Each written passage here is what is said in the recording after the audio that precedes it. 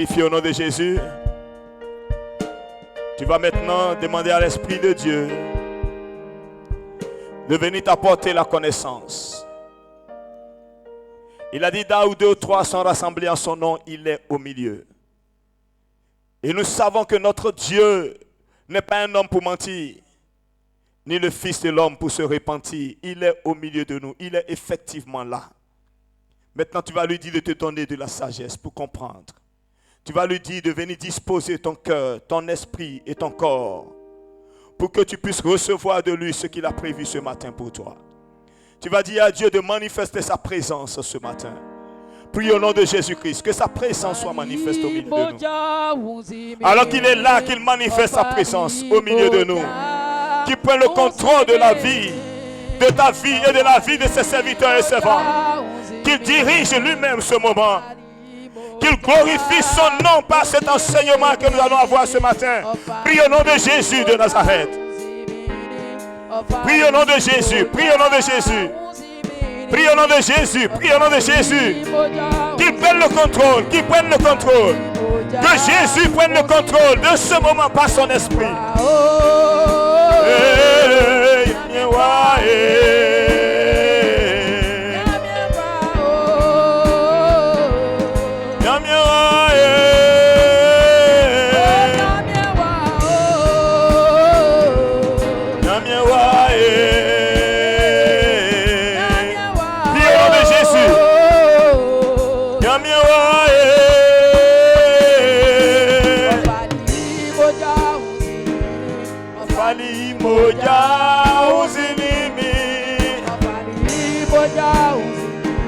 Ofali moja uziniye Yamiewae. Que l'esprit de Dieu se meure, que son esprit se déploie, que son esprit se meure, que son esprit se déploie, que le Saint-Esprit se meure parmi nous, que le Saint-Esprit se déploie au milieu de nous, que le Saint-Esprit nous communique la sagesse du Père. Prie ce matin, prie ce matin. Ofali moja uziniye, uziniye. Oh, yamiewae. Prie au nom de Jésus, prie au nom de Jésus. Prie le Seigneur ce matin. Yamiewae.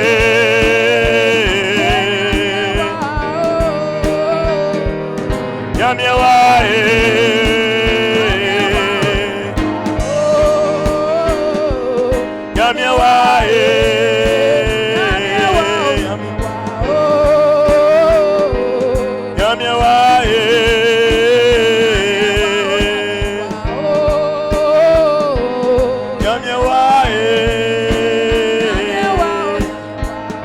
Alléluia. Alléluia. Alléluia. Nous allons encore prier ce matin. Tu vas ordonner à tout esprit qui s'oppose à la connaissance de sortir de ce lieu. Au nom de Jésus de Nazareth. Vous savez ce qui fait périr l'homme? Ce qui fait périr le peuple de Dieu, c'est le manque de connaissance. Et le diable a une façon d'agir pour empêcher les gens de rechercher la connaissance. La servante de Dieu l'a dit la semaine dernière, si c'était un programme prophétique, on allait voir tout ce lieu-là rempli. Mais quand il s'agit de venir chercher la connaissance, les gens se réservent. Ce matin, il y a des esprits dans les lieux célestes. Il y a des dominations. Il y a des autorités. Leur rôle, c'est de t'empêcher de connaître. C'est d'empêcher le peuple de Dieu de parvenir à la connaissance. Parce qu'ils savent que si tu connais, tu seras insaisissable. Si tu connais, l'ennemi ne pourra pas te manipuler. Si tu connais, tu seras efficace pour l'œuvre de Dieu. Alors il t'empêche de connaître. Mais ce matin, tu vas ordonner à tout esprit qui s'oppose à la connaissance des fils de Dieu de libérer ta vie et de libérer ce lieu. Au nom de Jésus-Christ. Il lève la voix maintenant. Prie au nom de Jésus. Prie au nom de Jésus. Prie au nom de Jésus. Prie au nom de Jésus. Prie au nom de Jésus. Que tout esprit qui s'oppose à la connaissance libère ce lieu. Libère ce lieu. Libère ce lieu. Libère ce lieu. Libère ce lieu. Libère ce lieu. Au nom de Jésus.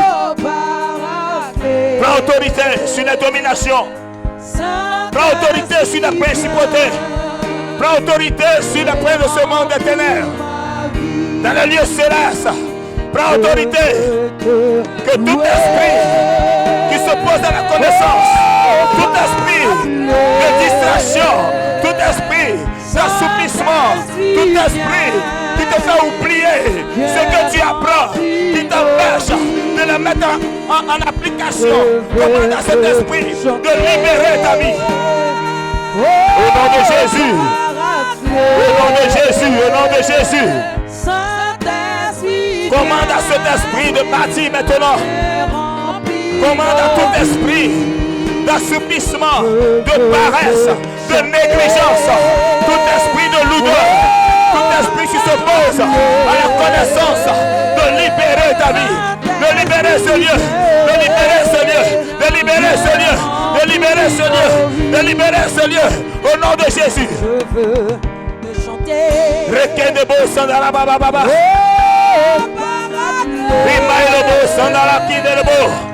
Libère maintenant, libère maintenant, libère maintenant. Sors de ce lieu, sors d'ici. Sors d'ici. Toi qui t'opposes à la connaissance. Sors d'ici. Toi qui t'opposes à la connaissance. Toi qui t'opposes à la connaissance. Nous te chassons de ce lieu. Tu n'as pas de part avec nous. Tu n'as pas de part avec nous. Tu n'as pas de part avec nous. Et nous n'avons pas de part avec toi. Libère ce lieu maintenant. Libère ce lieu maintenant. Libère ce lieu maintenant. Libère ce lieu maintenant. Alléluia. Amen. Nous allons prendre autorité sur notre esprit. Lui t'empêche d'obéir et de mettre en application ce que tu apprends. Or, si tu ne mets pas en application ce que tu apprends, tu ne peux pas plaire à Dieu. Son rôle, c'est de t'amener à ne pas plaire à Dieu. Tu vas ordonner à tout esprit d'oubli. Il fait que tu oublies ce que tu reçois. Ou bien il fait de sorte que tu ne sois pas apte à pratiquer ce que tu reçois. Tu vas ordonner qu'il te lâche aujourd'hui. Au nom de Jésus-Christ. Prie le Seigneur maintenant. Prie le Seigneur maintenant. Qu'il te libère aujourd'hui. On apprend pour pratiquer. On apprend pour exercer. On apprend pour aider les autres. Prie. Le monde a besoin de la connaissance des fils de Dieu. Le monde a besoin de la révélation des fils de Dieu. Le monde a besoin. Le monde en a besoin. Il faut que tu puisses pratiquer ce que tu apprends autour de toi. Prie ce matin. Prie ce matin. Prie au nom de Jésus. Je veux entendre quelqu'un prier. Je veux entendre quelqu'un prier. Je veux entendre le peuple de Dieu lever la voix. Je veux entendre, je veux voir quelqu'un en train de prier pour commander à Satan de libérer sa conscience, de libérer son subconscient, de libérer son intelligence, de libérer sa sagesse et sa capacité à mettre en pratique la parole de Dieu. Prie au nom de Jésus. au nom de Jésus. Prie au nom de Jésus. Ni par la force, Force. ni la puissance, Par mon esprit, dit le Seigneur. ce n'est ni par la force, Oh, Rimaïlo Bossande le Boki dans la Baba. puissance, Nous voulons ta présence, Seigneur. par mon Pour ne pas oublier, pour ne pas négliger, pour ne pas rejeter, pour ne pas mettre dans le placard ce que nous apprenons maintenant. Se déplacera cette montagne, se déplacera. La montagne qui t'empêche de mettre la parole de Dieu en pratique doit se déplacer ce matin. Se déplacera par mon esprit, dit le Seigneur. Alléluia. Nous sommes victorieux au nom de Jésus. Nous sommes victorieux au nom de Jésus. Nous sommes victorieux au nom de Jésus. Le ciel est dégagé pour la connaissance au nom de Jésus. Alléluia. Est-ce qu'on peut acclamer le Seigneur Jésus? Amen. Amen. Nous allons prendre quelques chants de louange. Quelques chants de louange. Et puis nous allons passer rapidement à la parole. Quand j'ai crié, Yes. mon Dieu m'a entendu. Il m'a entendu. Mon Dieu m'a répondu. Il m'a répondu. Son nom c'est Elishama. Quand j'ai crié, Quand j'ai crié, enchante peuple de Dieu. Dieu m'a entendu. Et enchante enfin le Mon cœur. Dieu m'a répondu. Yeah. Son nom c'est Elishama. Quand j'ai crié, Yes. mon Dieu m'a entendu. Loue ton Dieu ce matin. Mon Dieu m'a répondu. Son nom c'est Elishama. Elishama. Elishama, mon Dieu entend toujours. Mon Dieu répond toujours. Son nom c'est Elishama. Elishama. Elishama, mon Dieu entend toujours. Mon Dieu répond toujours. Son nom c'est Elishama. Elishama, mon Dieu m'entend toujours. Mon Dieu répond toujours. Son nom c'est Elishama. Quand j'ai crié, Mon Dieu m'a entendu. Mon Dieu m'a répondu. Son nom c'est Elishama. quand j'ai crié, Mon Dieu m'a entendu.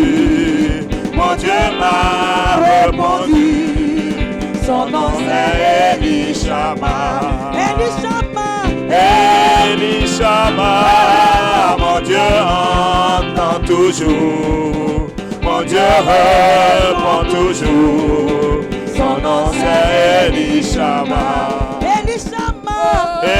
Elishama, mon Dieu entend toujours. Mon Dieu répond toujours. Son nom c'est Elishama. Jésus est mon ami de tous les jours. Jésus est mon ami de tous les jours. Jésus est mon ami Est-ce que Jésus est l'ami de quelqu'un ce matin? Je veux voir comment tu manifestes ton amitié avec Jésus. Mon ami de tous les jours. Jésus est mon ami de tous les jours. Il est mon ami De tous les jours. mon ami De tous les Il jours. est mon ami De tous les mon jours. ami De tous les Il jours. est mon ami De tous les mon jours. ami De tous les jours. Jésus est mon ami de tous les jours. Jésus est mon ami de tous les jours. Jésus est mon ami de tous les jours. Jésus est mon ami de tous les Il est jours. mon ami De tous les jours. mon ami De tous les Il est jours. mon ami De tous les jours. de tous les jours. Quand le diable m'attaque, il est là pour me défendre. Quand le diable m'attaque, il est là pour me défendre. Quand le diable m'attaque, il est là pour me défendre. Quand le diable m'attaque, il est là pour me défendre. Au roi des nations, tu es digne de louange. Au roi des nations, tu es digne de louange. Au roi des nations, l'or et l'argent t'appartiennent. Au roi des nations, l'or et l'argent t'appartiennent. Loué, loué, loué. Loué, loué, loué. Loué, loué, loué. Loué, loué, loué. Loué, loué, loué. Loué, loué, loué. Eba, eba, eba. Eba, eba, eba. Eba, eba, eba. Eba, loué, loué, loué. Loué, loué, loué. Loué, loué, loué. Loué, loué, loué. Loué, loué, loué. Gloire à Jésus. Soua.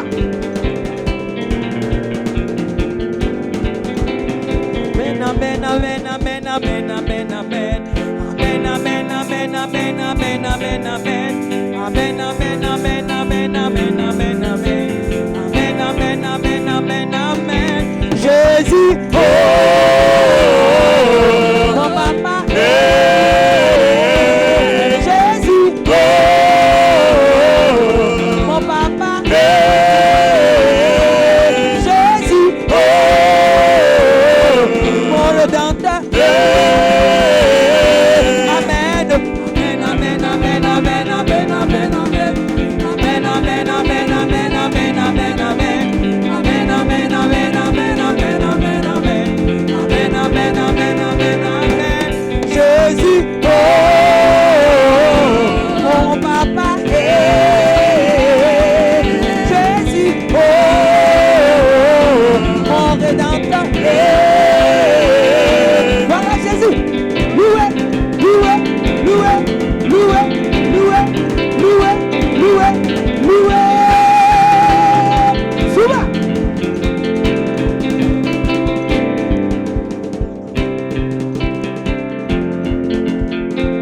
Alléluia. Amen. Amen. Est-ce qu'on peut acclamer le Seigneur Jésus de Nazareth? Jésus. Amen. Amen. Nous allons prier pour la parole. Tu vas dire à Dieu de disposer ton cœur. Le moment est venu pour toi d'apprendre, de recevoir de lui. Dis à Dieu de disposer ton cœur et que tu sois apte à recevoir sa parole, qu'elle vienne te faire du bien. Confie les orateurs au Seigneur également. Prie au nom de Jésus. Nous bénissons ton nom, Père. Le temps est venu pour nous de recevoir de toi ce qui nous donne la vie. Ta parole est la source de vie. Ta parole est la source de vie. Et nous voulons la recevoir. Je veux te présenter mon cœur. Reçois mon cœur et rends-le capable de recevoir ta parole. Je veux également te présenter ce que tu as préparé toi-même pour nous enseigner. Père, où elle est davantage afin de manifester ta gloire par le canal. Merci de le faire au nom de Jésus. On acclame le Seigneur. Nous recevons la prophétesse Dani.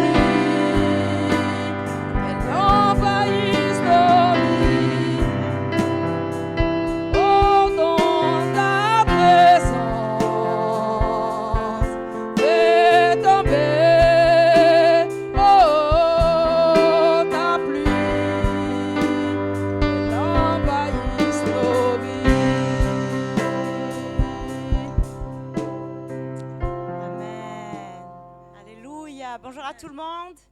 J'espère que vous allez bien. Je vois que vous allez bien. Ça a fait du bien de faire une petite pause. Ça vous a peut-être permis de regarder vos notes. Donc avant de vraiment commencer la session qui va être sur le baptême du Saint-Esprit, est-ce que quand vous avez fait la relecture de vos notes, il y a des questions ou des choses que vous aimeriez à voir, auxquelles vous aimeriez que l'on réponde? Sinon, tout va bien? Ok, on est prêt parce que c'est une très longue journée et c'est une journée de puissance, de gloire, de faveur extrêmement importante. On va commencer tout d'abord à aller dans Actes 13, 47. C'est extrêmement important qu'on partage quelque chose qui est de l'ordre du cœur du Seigneur. S'il y a quelqu'un qui est déjà dans Actes 13, 47, il peut le lire.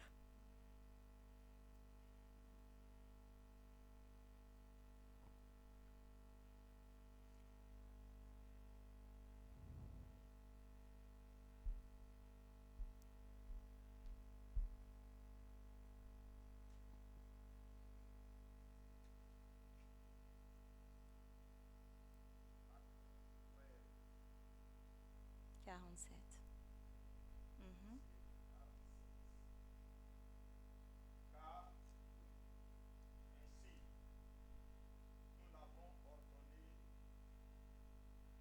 nous l'a ordonné le Seigneur. Je t'ai établi pour être la lumière des nations, pour porter le salut jusqu'aux extrémités de la terre. Amen. Amen, alléluia. Il est important que je rappelle, avant même qu'on passe dans notre session, à quel point votre obéissance compte. Pourquoi? Parce que l'évangélisation, le fait d'apporter le salut à d'autres personnes, c'est parce que Dieu vous a établi. Ça veut dire que Dieu a fait en sorte que vous ayez tout ce qu'il vous faut. Il y a un mandat, une autorité qui est rattachée à ça et qui fait que vous êtes une lumière. Ça fait que vous y allez et que Dieu est avec vous parce que c'est un ordre. Si Dieu t'a donné un ordre, c'est parce qu'il a déjà disposé tout ce qu'il faut pour que cet ordre-là, tu puisses y répondre. Il y a juste à dire, je suis ici Seigneur, envoie-moi. Cette formation-là, on vous le répète, elle ne servira à rien si vous, de votre côté, vous ne persévérez pas. La pratique, c'est important. Tous les jours, même lorsque tu te dis le matin, tu te réveilles, peut-être que tu n'as pas envie, que tu aies envie ou que tu n'aies pas envie, fais-le. Ça peut changer une vie.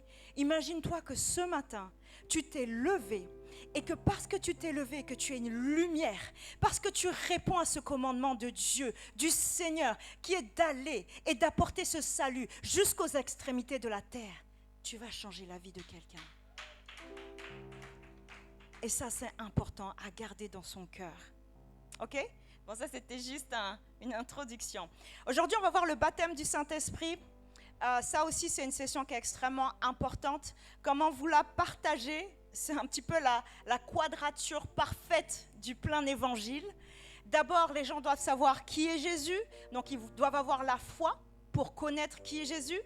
Ensuite, on leur parle de sorte à ce que la repentance puisse venir, qu'ils puissent comprendre ce qu'est le péché, qu'ils puissent comprendre qu'ils sont privés de la gloire de Dieu quand ils sont dans le péché et qu'ils ont besoin de se détourner du péché, de reconnaître qu'ils sont dans le péché, de s'en détourner pour pouvoir avancer par rapport à ça. Ensuite, on a partagé le baptême d'eau. On a vu que Jésus, qui est notre exemple parfait, lui-même est passé par le baptême d'eau et que donc ce n'est pas une option, c'est pas quelque chose qu'on se dit ah peut-être que je vais le faire, s'il est possible de le faire, je vais le faire. Non, ça c'est quelque chose d'obligatoire, donc on a vu que c'est aussi un ordre du Seigneur. Et puis aujourd'hui, on a une session sur le baptême du Saint-Esprit qui est une promesse. Ça veut dire que Dieu a promis que quiconque à la fois se repent, passe aussi par le baptême d'eau, reçoit le Saint-Esprit. Mais ça, c'est même, quand il dit une promesse, la Bible dit que Dieu n'est pas un homme pour se repentir de ce qu'il a promis. Et il n'est pas un fils de l'homme pour se détourner de ce qu'il a promis. Donc ça veut dire que quand tu as fait tout ça, le Saint-Esprit, tu le reçois. D'accord ? Donc ça, c'est important de se rappeler que c'est le plein évangile. Ça, c'est la totalité de l'évangile. Ça, c'est la plénitude de l'évangile. Un évangile que tu vas présenter, où tu oublies le baptême d'eau, où tu oublies le baptême du Saint-Esprit, tu n'as rien fait. La personne là, elle n'a pas encore reçu le plein évangile. Elle n'a pas encore reçu l'évangile de Christ. D'accord ? Et je veux juste donner un verset parce que ce matin, il faut aussi choquer les gens en introduction par rapport à cette session. On va aller dans Jean 3,5. S'il y a quelqu'un qui peut lire, on ne va pas faire beaucoup de versets. Je vais juste vous donner après les références. Vous irez voir après chez vous. Mais j'ai besoin de quelqu'un pour lire Jean 3,5. Ça, c'est extrêmement important.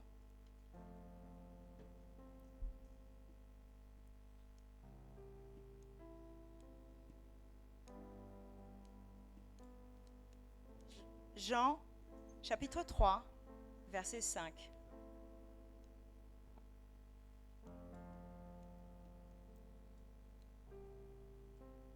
Jean 3, verset 5.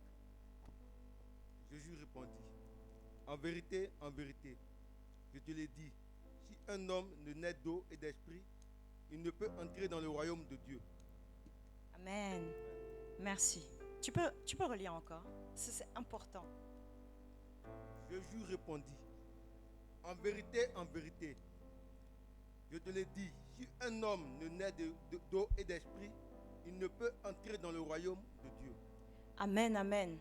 Est-ce que vous entendez la condition que Jésus-Christ lui-même donne? Il dit en vérité, toutes les fois que Jésus dit quelque chose dans la Bible et qui commence par en vérité, il le dit 2 fois, c'est pour établir quelque chose qui est un fondement. Il dit en vérité, si quelqu'un ne naît pas d'eau et d'esprit, donc là tu retrouves encore ce qu'on avait dit sur le baptême d'eau, s'il ne naît pas d'eau et d'esprit, c'est-à-dire le baptême d'eau là, c'est pas une option. C'est pas quelque chose, tu te dis, tu laisses de côté et puis tu vas voir après. C'est obligatoire, c'est un commandement. Si tu ne réponds pas à ce commandement-là, tu as un problème avec Dieu. Ok. Et ensuite on dit, s'il ne naît d'eau et d'esprit, ça veut dire que si tu n'es pas né à travers l'eau, à travers le Saint-Esprit, ce n'est même pas la peine, tu ne fais pas partie du royaume de Dieu. Cette affaire-là est sérieuse. Il faut que les chrétiens reviennent à la parole. Il faut que les chrétiens comprennent que le problème qu'il y a aujourd'hui, c'est que les gens sont en train de prêcher un évangile dilué, un évangile qui les arrange, un évangile qui empêche les gens de rentrer dans le royaume de Dieu, un évangile qui les attache à la religion, un évangile qui les attache aux dénominations, un évangile qui les attache aux hommes et aux femmes de Dieu, mais pas un évangile qui les attache à la personne du Seigneur et qui les fait rentrer dans le royaume de Dieu. Il faut faire attention avec ces choses-là. Quand tu es en train d'évangéliser, tu dis à la personne à quel point le baptême d'eau est important et le baptême du Saint-Esprit. S'il n'y a pas ça là, le royaume des cieux ne te connaît pas. Identité inconnue. Et quand c'est identité inconnue, nous tous on a lu cette phrase-là dans la Bible, c'est la phrase qui fait le plus mal. Quand les gens vont dire, ah Seigneur, j'ai pas fait ça. J'ai pas prophétisé, j'ai pas délivré les démons, j'ai pas guéri les malades, j'ai fait ci. Jésus va dire, je ne vous ai jamais connu. Ça veut dire identité inconnue. Je cherche dans le royaume des cieux là, ton identité là, inconnue. On ne te connaît pas.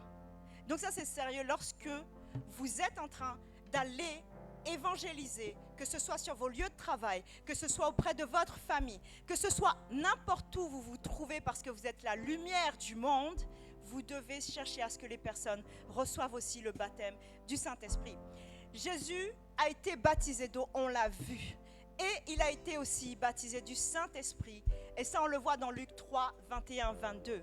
Quand on est un faiseur de disciples, quand on fait des disciples, qui font eux-mêmes des disciples, qui font des disciples, on cherche à ce que les personnes reçoivent le baptême du Saint-Esprit.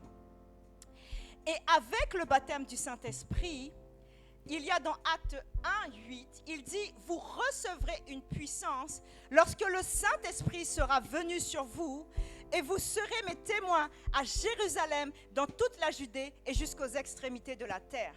On voit que dans ce passage-là, tu reçois le Saint-Esprit, c'est une puissance que tu reçois pour témoigner autour de toi. Donc lorsque les personnes, vous les évangélisez, ils ont besoin de cette puissance qu'est le Saint-Esprit, qui est aussi une personne, hein? Bon ça c'est un autre débat, c'est important de le savoir, pour pouvoir témoigner. D'accord? Des fois, pourquoi il y a la faiblesse aussi dans l'évangélisation? Pourquoi des fois les gens là, ils n'arrivent pas non plus à avoir des personnes qui s'attachent à la vie chrétienne, qui s'attachent à Christ? C'est parce qu'il y a le manque du Saint-Esprit. D'accord? Tu ne peux pas vivre une vie chrétienne sans le Saint-Esprit. C'est impossible. D'accord? Donc, c'est important pour le témoignage. Lorsque tu es dans une démarche d'évangélisation, où tu veux qu'il y ait le discipulat comme fondement, tu veux que ces personnes-là deviennent des disciples, il faut mettre véritablement tout en place pour que la personne puisse recevoir le baptême du Saint-Esprit. Ok, on avance un peu. Donc, quelles sont les conditions pour le baptême du Saint-Esprit? C'est la foi, la repentance, le baptême d'eau. D'accord, ça c'est important. Et la deuxième condition, c'est que c'est un critère. Le baptême du Saint-Esprit, c'est pour tout le monde. C'est une promesse. C'est pour tout le monde. C'est-à-dire que Dieu, il a promis que tu as la foi en Jésus, tu te repens de tes péchés, tu passes par le baptême d'eau, tu as le Saint-Esprit. C'est promis. Ça, c'est cadeau. C'est même un cadeau. C'est cadeau. Ça vient. D'accord? Même si tu n'as pas senti la sensation, même si tu n'as pas tremblé comme ça, même si tu n'as pas eu des visions d'anges qui sont en train de monter, de descendre sur les échelles, tu as reçu le Saint-Esprit. Parce que c'est la promesse de Dieu. Dieu n'est pas un homme pour mentir, ni un fils de l'homme pour revenir sur ce qu'il a dit. D'accord? Donc, ce qui est important là, c'est de se rendre compte de comment recevoir le Saint-Esprit. Comme je viens de vous le dire, c'est une promesse. On le voit dans Luc 11, versets 9 à 13. Ça, vous regarderez à la maison. Donc, ça veut dire que comme c'est une promesse, il te suffit juste d'une chose pour le recevoir, c'est la foi. Tu t'appuies sur cette promesse de Dieu, tu demandes à Dieu, parce que Dieu a dit, demandez, vous recevrez, frappez, on vous ouvrira. Donc, si tu demandes à Dieu une promesse, tu dis, Seigneur, là, le Saint-Esprit, c'est une promesse. Il faut que cette personne-là ait le Saint-Esprit. La personne reçoit le Saint-Esprit. D'accord? Donc, la première chose, c'est que pour recevoir le baptême du Saint-Esprit, donc quand vous êtes dans cette démarche d'évangélisation et de discipulat, c'est une promesse. Tu demandes avec foi. Tu as la foi que, et Dieu fait. D'accord?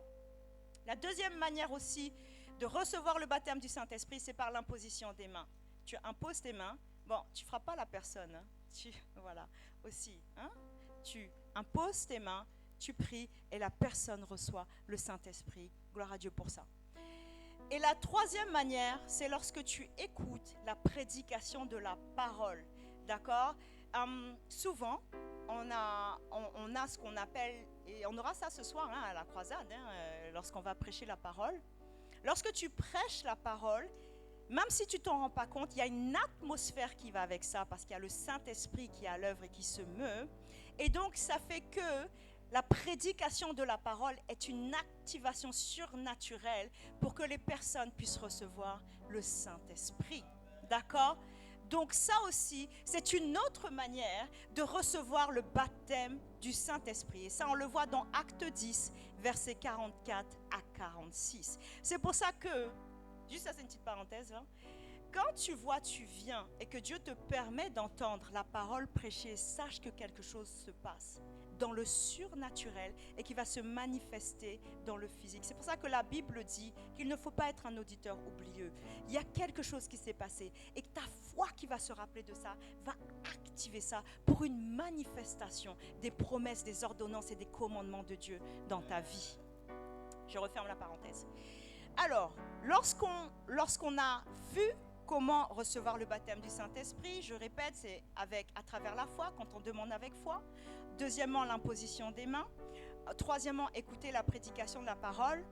Il faut que tu aies quelque chose qui va te permettre de jauger si tu as reçu ou si la personne a reçu le Saint-Esprit. Et je vais vous donner quelques critères qui sont extrêmement importants. La première chose, c'est la puissance. D'accord? Puissance en grec, ça se dit dunamis. Tout le monde a déjà entendu parler de ça. Hein? Il y a toujours des grands programmes où on marque dunamis. On aime bien les mots grecs comme ça. D'accord? Mais c'est vraiment ça. C'est une puissance.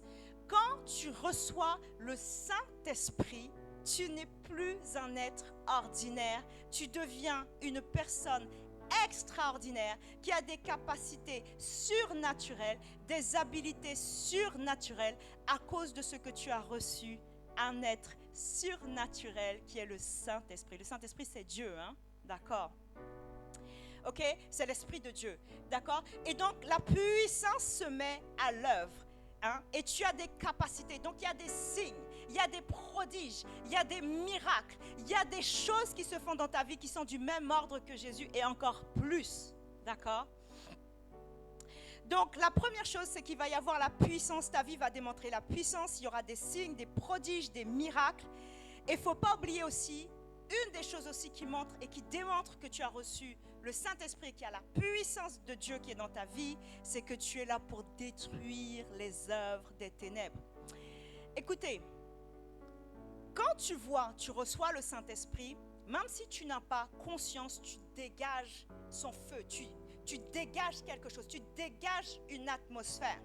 Et ça veut dire que le diable va être irrité. Même des fois, tu vas te promener, tu vas voir des personnes commencer à manifester des présences démoniaques. D'accord? Ça là, c'est une marque, c'est un critère qui montre que tu as reçu le Saint-Esprit. Je vais juste vous donner un court témoignage.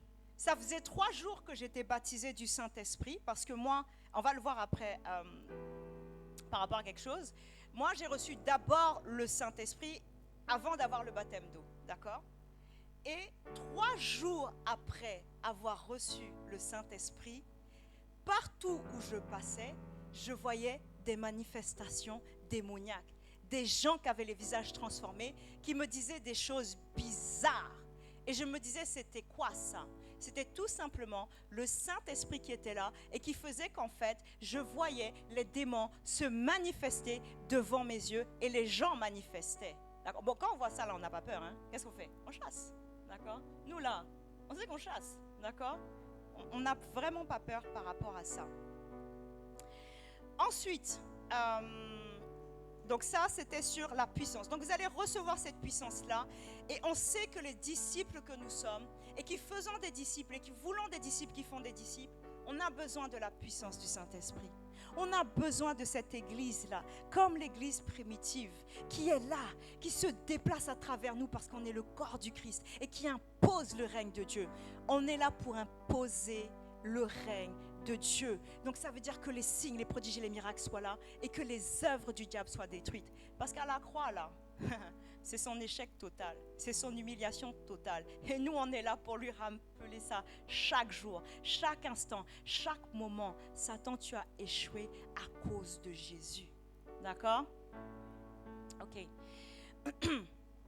Ensuite, encore quelque chose qui est extrêmement important, c'est le parler en langue. Ça, c'est un signe aussi qui va te montrer que le parler en langue, donc il y a des gens qui vont commencer à parler en langue, ça c'est un signe aussi que le Saint-Esprit est là. Ok. Souvent les gens me demandent, et si la personne ne parle pas en langue, est-ce qu'elle a vraiment le Saint-Esprit? On revient à ce que j'ai dit au début. Recevoir le Saint-Esprit, c'est une promesse. Donc ça veut dire que si tu as demandé le Saint-Esprit, même si tu ne vois pas la personne parler en de nouvelles langues, très souvent la personne a reçu le Saint-Esprit. D'accord? Donc ça ne disqualifie pas les personnes. Ok? Et d'ailleurs, un élément qui était extrêmement important dans la Bible et qui fait que c'est une exception par rapport au baptême du Saint-Esprit. On a dit d'abord il y a le baptême d'eau et ensuite le baptême du Saint-Esprit. Souvent des personnes, lorsqu'ils ont le baptême d'eau, ils vont avoir aussi le Saint-Esprit qui va venir et commencer pour certains d'entre eux à parler en langue. On a dans la Bible l'exemple de Corneille, hein, vous vous rappelez, d'ailleurs ça a été un signe, vraiment un signe pour les apôtres, de voir que eux, ils avaient reçu le baptême du Saint-Esprit avant le baptême d'eau. D'accord? Donc ça, c'est une exception, mais ce n'est pas parce que c'est une exception que c'est la règle. La règle reste la règle, même s'il y a une exception. Moi, je fais partie des personnes qui ont reçu le Saint-Esprit avant le baptême d'eau, mais de toute façon, il est important qu'il y ait la plénitude de l'Évangile, comme je l'ai dit avant. OK? Alors, il y a le parler en langue. Vous allez voir ça dans Acte 2, versets 1 à 4. Acte 10, versets 44-46. Ces personnes-là vont avoir le parler en langue qui va venir. Ok, je veux faire un point qui est extrêmement important pour ne pas véhiculer des hérésies et des erreurs doctrinales. Vous avez des personnes, parfois, qui, pour que la personne puisse avoir le parler en langue, vont lui dire « Répète après moi, shabada bada bada baba shikili baba baba ». Ok, il y avait pas, je ne vois pas dans la Bible, hein, corrigez-moi si j'ai tort, humblement, je ne vois pas dans la Bible une seule fois un des apôtres dire « Répète après moi, shabadabadabadabada » et tu vas recevoir le parler en langue. D'accord? Ce que la Bible dit par contre, c'est que le Saint-Esprit donne des dons librement. Ça veut dire que le Saint-Esprit se charge de donner ces dons-là. OK? Donc les grandes séances de tu répètes après moi et puis tout le monde est en train de se regarder et puis on répète ça, pardon, restons sur la Bible. Dieu nous a donné un modèle. Si ce n'est pas dans la Bible, on ne fait pas. Si c'est dans la Bible, on fait. D'accord? Alléluia. Un autre élément qui montre que tu as reçu le Saint-Esprit, et ça les chrétiens aiment cette partie-là, c'est que tu te mets à prophétiser. D'accord? Le Saint-Esprit, l'Esprit, d'ailleurs on l'appelle l'Esprit des prophètes. Quiconque a un appel prophétique, d'ailleurs, a vraiment une référence par rapport au Saint-Esprit, tu te mets à prophétiser. Prophétiser, c'est une promesse de la Bible. C'est dans Joël, l'accomplissement s'est fait dans la grâce. Tout le monde est prophétique. Le corps de Christ est prophétique. Ça veut dire que le corps de Christ dans son entièreté, même si tu n'as pas l'appel d'un prophète ou d'une prophétesse, entend Dieu et peut parler de la part de Dieu. Donc ça, il faut le savoir. Donc dès que tu as le Saint-Esprit, à cause du fait que cette promesse qui était dans Joël se réalise, donc les jeunes gens les vieillards auront des songes et les jeunes gens auront des visions. Ça veut dire qu'on va devenir un peuple prophétique. Ça veut dire que normalement, nous tous là, on peut avoir des visions, des songes, on entend le Seigneur nous parler et on peut parler aux autres personnes de la part du Seigneur. D'accord? Donc ça, c'est aussi une caractéristique que tu reçois. Tu le verras dans Acte 2, versets 17 à 18, Acte 19, verset 6. Ça te permet de comprendre que là, le Saint-Esprit est à l'œuvre. Une quatrième caractéristique, et celle-là, ça là, c'est sûr, pour tout le monde, ça montre que tu as reçu le Saint-Esprit. Tu as l'audace de prêcher l'Évangile. D'accord? Ça veut dire que quand tu as le Saint-Esprit, tu veux ou tu veux pas, il y a une audace qui vient en toi de faire des choses que tu te dis, tu t'arrêtes comme ça, puis tu dis non, ça c'est certainement Dieu, ça peut pas être moi, c'est une capacité surnaturelle. OK? Donc ça, c'est aussi une caractéristique, quelque chose qui te montre que la personne a le baptême du Saint-Esprit et tu verras ça dans Actes chapitre 4, verset 31. Tout le monde suit? Ça c'est important. Donc ça veut dire que tu as des choses qui vont te montrer que dans la vie de cette personne-là, il y a le Saint-Esprit qui est là et que cette personne a reçu le Saint-Esprit. Il faut comprendre qu'avec le Saint-Esprit, deux choses se passent. Comme on a vu en introduction, quand tu vas naître de nouveau, tu vas naître d'eau et tu vas naître d'esprit.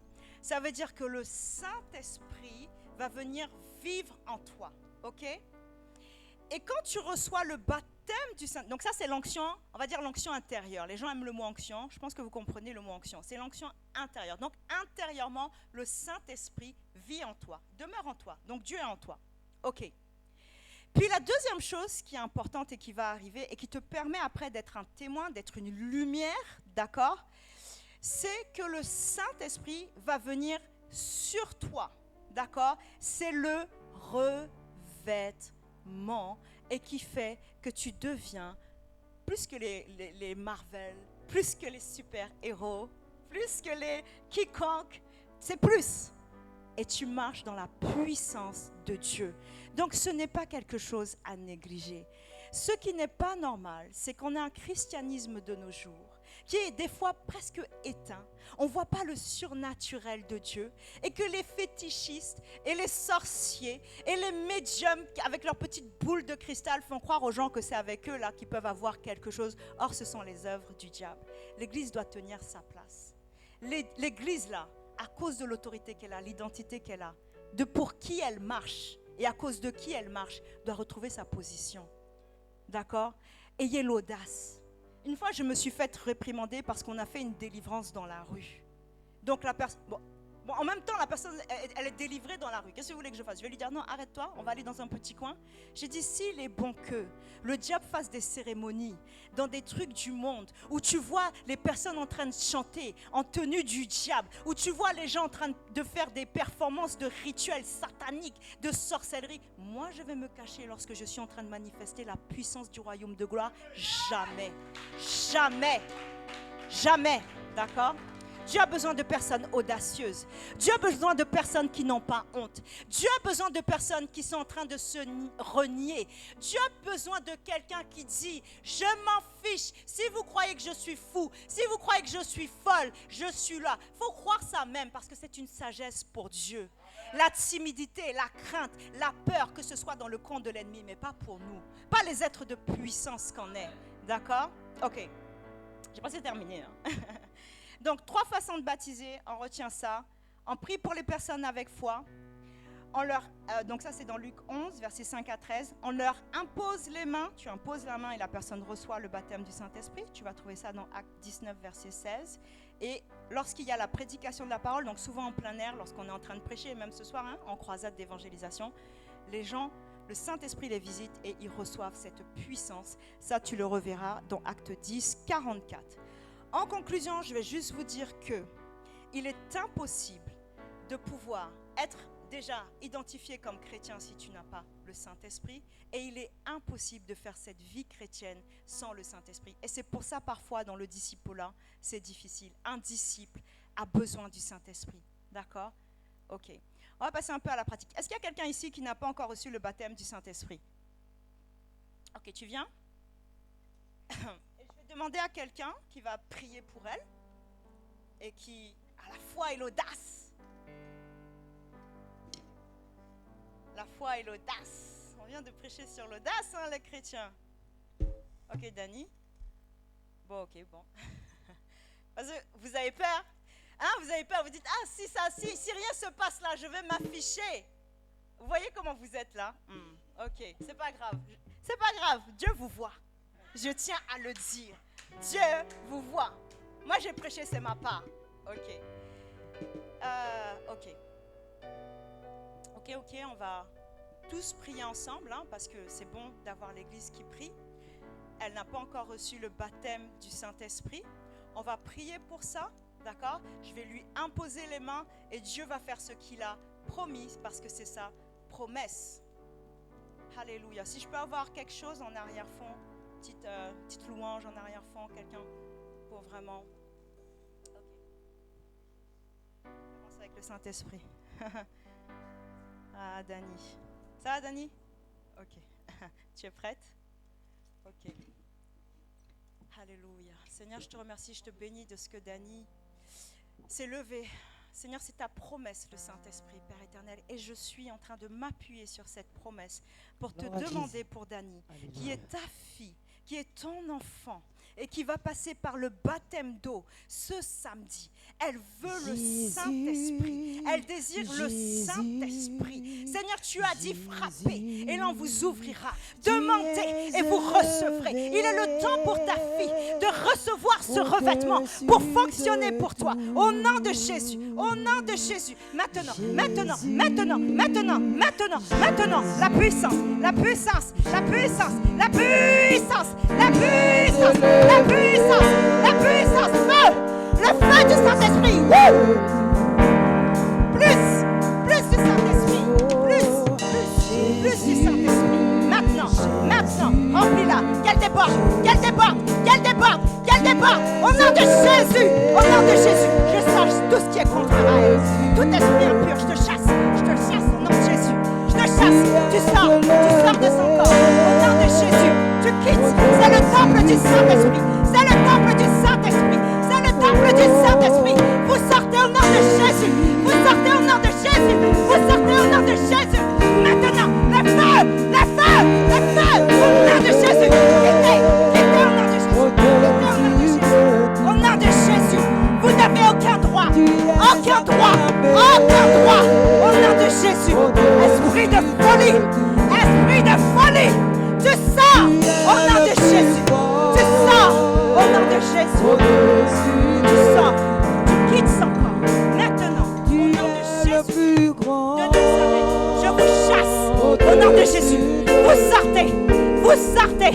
Au nom de Jésus, vous quittez le temple du Saint-Esprit. Au nom de Jésus, tout démon, tout esprit impur, tout esprit contraire au Saint-Esprit qui se trouvait dans ce corps est chassé maintenant. Au nom de Jésus.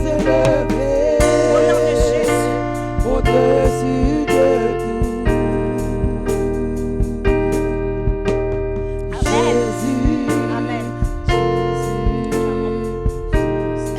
es élevé.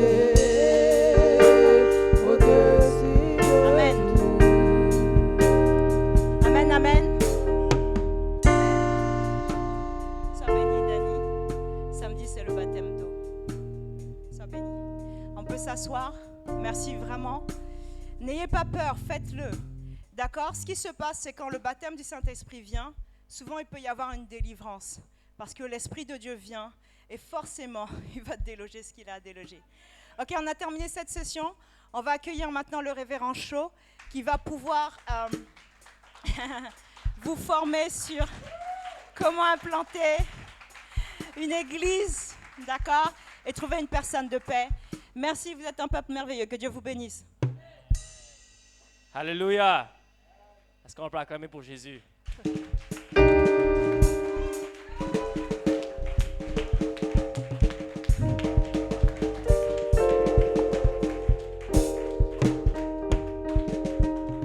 Amen, amen, amen. Alors, aujourd'hui, on est à la dernière session de la formation. Alors, je suis tellement content d'avoir passé cette semaine avec vous. Je crois que Dieu a fait son œuvre et maintenant, c'est à vous de mettre la parole de Dieu en pratique. Alléluia. Alors, durant cette semaine, on a parlé c'est quoi un mouvement de multiplication de disciples. Et un mouvement de multiplication de disciples, c'est un mouvement basé sur l'obéissance qui voit des disciples reproduire des disciples, les leaders reproduire les leaders, les églises reproduire les églises et les mouvements reproduire les mouvements. Alors dans ces mouvements, on voit une grande multiplication de disciples jusqu'à la 4e, 5e génération et une multiplication d'églises. Et moi je crois avec tout mon cœur que ce mouvement va se passer ici à Abidjan, au Côte d'Ivoire, à travers vous. Alléluia. Cette semaine, on vous a partagé les principes, les éléments essentiels qu'il faut mettre en pratique si vous voulez voir un mouvement. Ok? Est-ce que vous vous rappelez de c'est quoi ces éléments essentiels? Ok, alors, on va faire un autre rappel. Je sais que cette formation est une formation très intensive, il y a beaucoup d'informations. Alors, c'est important de prendre des notes, c'est important de, si vous avez les enregistrements, de réécouter les enregistrements. Après qu'on part, je sais que l'apôtre Ismaël, il y a aussi l'apôtre Enoch, ils vont continuer, la prophétesse Dani aussi, elle va continuer à faire des formations. Parce qu'un des éléments essentiels, c'est le coaching continuel, en fait. Il faut continuer à apprendre, il faut continuer à voir c'est quoi les stratégies qu'il faut faire. Parce que quand il y a beaucoup d'informations, c'est facile à oublier certaines choses, mais quand on a le coaching continuel, ça nous aide énormément. Amen. Alors, on va faire un rappel. Je vais inviter mon frère Ritesh pour m'aider avec les gestions de main. OK? Alors, c'est quoi les 7 éléments essentiels si on veut voir un mouvement? OK? Premièrement, on doit focuser sur la parole de Dieu. On doit focuser sur la parole de Dieu. Deuxièmement, on doit multiplier la prière extraordinaire. On doit multiplier la prière extraordinaire. OK. Troisièmement, on doit partager la vision. On doit partager la vision. Après ça, on doit entraîner les croyants. On doit entraîner les croyants. OK. Après, on doit aller parmi les perdus. On doit aller parmi les perdus. Et sixièmement, on doit commencer des groupes, on doit démarrer des groupes, ok? Et finalement, on doit avoir le coaching continuel ou la formation continuelle. Amen. Alors, si vous appliquez ces éléments essentiels, vous allez lever vos voiles et quand Dieu souffle son vent, le bateau va bouger. Alléluia. On va voir un mouvement ici. Amen. OK, alors, la dernière session, on va mettre, à cause qu'on n'a pas beaucoup de temps, on a mis 2 sessions dans une session. Alors, on va parler de comment former les disciples et comment implanter des églises. OK? Alors, durant ces sessions, le but ultime, la vision finale, c'est quoi? C'est qu'on voit une grande multitude de chaque tribu nation qui loue le Seigneur avec nous un jour au ciel. Amen. On veut voir une grande récolte de moissons. Une grande multitude de personnes qui viennent à Jésus. On ne veut pas se contenter avec juste quelques personnes qui viennent à Jésus. On veut voir un grand nombre de personnes, une grande multitude qui vient à Jésus à travers un mouvement de multiplication de disciples. Parce que la réalité, c'est que tous les jours, il y a des personnes qui meurent et vont en enfer. Et la grande majorité, même ici au Côte d'Ivoire, sont en chemin pour aller en enfer. Les chrétiens qui sont nés de nouveau, on est une minorité parmi l'islam, les catholiques, les non-croyants, les dieux païens. Les chrétiens nés de nouveau, on est environ 13%. Ça vient à environ 5, je parle d'Abidjan, ça vient à environ 500 000 personnes. Ça veut dire qu'il y a environ plus de 3,5 millions de personnes qui sont en chemin pour aller en enfer. Mais ça va changer au nom de Jésus. Alléluia! OK. Alors, on a parlé de l'importance de la prière extraordinaire. OK? Je vous ai donné un engagement de prendre un engagement de passer au moins 1 heure par jour avec le Seigneur. C'est très important. Amen. Si c'est possible de même faire 2 heures, 3 heures avec le Seigneur. Mais commencez, si c'est possible, de commencer avec 1 heure par jour avec le Seigneur.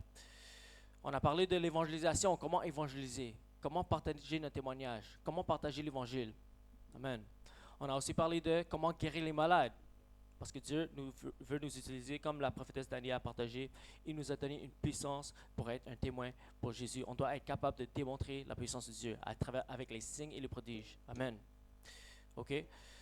Mais c'est important aussi, parce que Jésus, dans la Grande Commission, il ne nous a pas seulement dit de prêcher l'Évangile. Il nous a dit de faire des disciples. Alors, il y a une différence. Prêcher l'Évangile, ça doit nous mener à faire des disciples. Okay? Et ça, c'est pour tous les chrétiens. Chaque chrétien, chaque disciple de Jésus ont la responsabilité d'obéir la Grande Commission. Et la Grande Commission, c'est d'aller dans toutes les nations et baptise-les au nom du Père, du Fils et du Saint-Esprit et enseigne-les à obéir tout ce que je vous ai prescrit. Okay? Alors, dans cette session, je vais vous partager comment est-ce qu'on peut former les disciples. C'est quoi la stratégie que Jésus nous a donnée? Et par la grâce de Dieu, Dieu nous a donné la stratégie dans la Bible. Amen. Mais malheureusement, la majorité de l'Église ne met pas ces stratégies en pratique. Okay? Il y a un verset qui nous donne la stratégie. Okay? Jésus nous a dit, dans un verset, Matthieu 28, verset 19, qu'est-ce qu'il nous a dit? Il a dit, allez. Il a dit, faites des disciples. Il a dit, enseigne-les à obéir tout ce que je vous ai prescrit. Okay? Et il a dit d'aller dans toutes les nations. Souvent dans l'Église, on n'a pas la mentalité d'aller, mais on a la mentalité de venir. Juste invite les gens à l'Église. Mais Jésus, je ne dis pas que c'est mauvais d'inviter les gens à l'Église, okay? Mais Jésus ne nous a pas dit de faire ça. Il nous a dit d'aller dans les nations, aller dans la moisson. Okay? On doit avoir une mentalité d'aller vers les non-croyants. Amen. Deuxièmement, il a dit, prêche l'évangile à toute créature. Il a dit, forme les disciples dans toutes les nations. Qu'est-ce que ça veut dire? Ça veut dire qu'on doit prêcher l'évangile à tout le monde. Okay? On ne doit pas choisir qui on va évangéliser. Okay? Certaines personnes, ils disent ils veulent être juste guidés par l'Esprit, ils veulent juste évangéliser quand ils sont. Mais Jésus nous a dit de prêcher l'évangile à toute créature. Chaque personne doit avoir l'opportunité de venir à Jésus. Alors, on ne doit pas choisir qui évangéliser. Même quand on est dans les rues, souvent, on voit quelqu'un, il n'a pas l'air gentil, ou même si on voit que c'est un musulman, on ne veut pas approcher la personne. Mais quand on voit une jeune personne qui a l'air gentille, on va approcher cette personne. Mais si on veut être efficace, on doit évangéliser tout le monde. Okay? Jésus a partagé la parabole du semeur. Okay? Dans la parole du semeur, la personne semait partout. ils ne savaient pas où était le bon terre. OK? Et la Bible nous dit, il a lancé les semences dans les terres avec les épines. Il a lancé les semences là où il n'y avait pas le bon terre, à côté du bon terre. Il a lancé les semences et il y en a qui a été dans le bon terre. Okay? Alors, il a semé partout parce que nous, on ne sait pas quels sont les bons terres ou les mauvais terres, mais on a la responsabilité de semer partout. Et si tu sèmes partout, tu vas avoir plus de résultats. Parce que forcément, le plus que tu évangélises, le plus que tu vas trouver les personnes qui sont réceptives et les personnes qui vont venir à Jésus. Amen. OK. Maintenant, c'est quoi la stratégie que Jésus nous a donnée? Il nous a dit, dans Luc chapitre 10, versets 1 à 11, on va les relire ensemble. Luc chapitre 10, versets 1 à 11.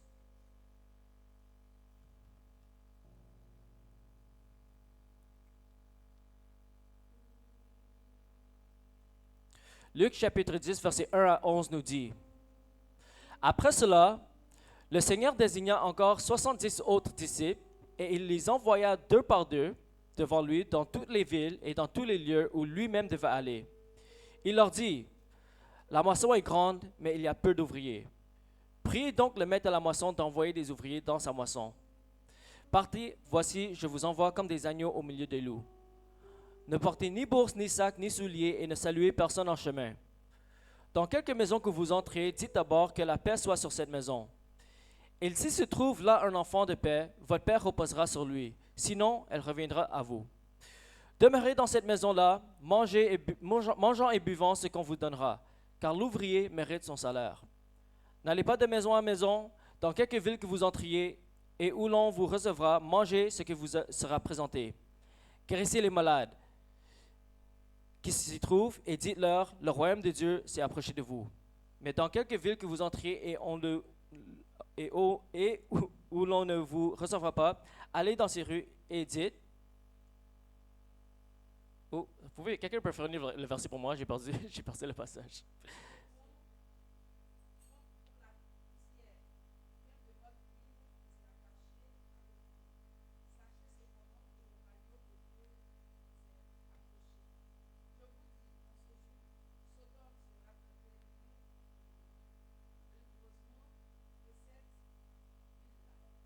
C'est bon, c'est bon.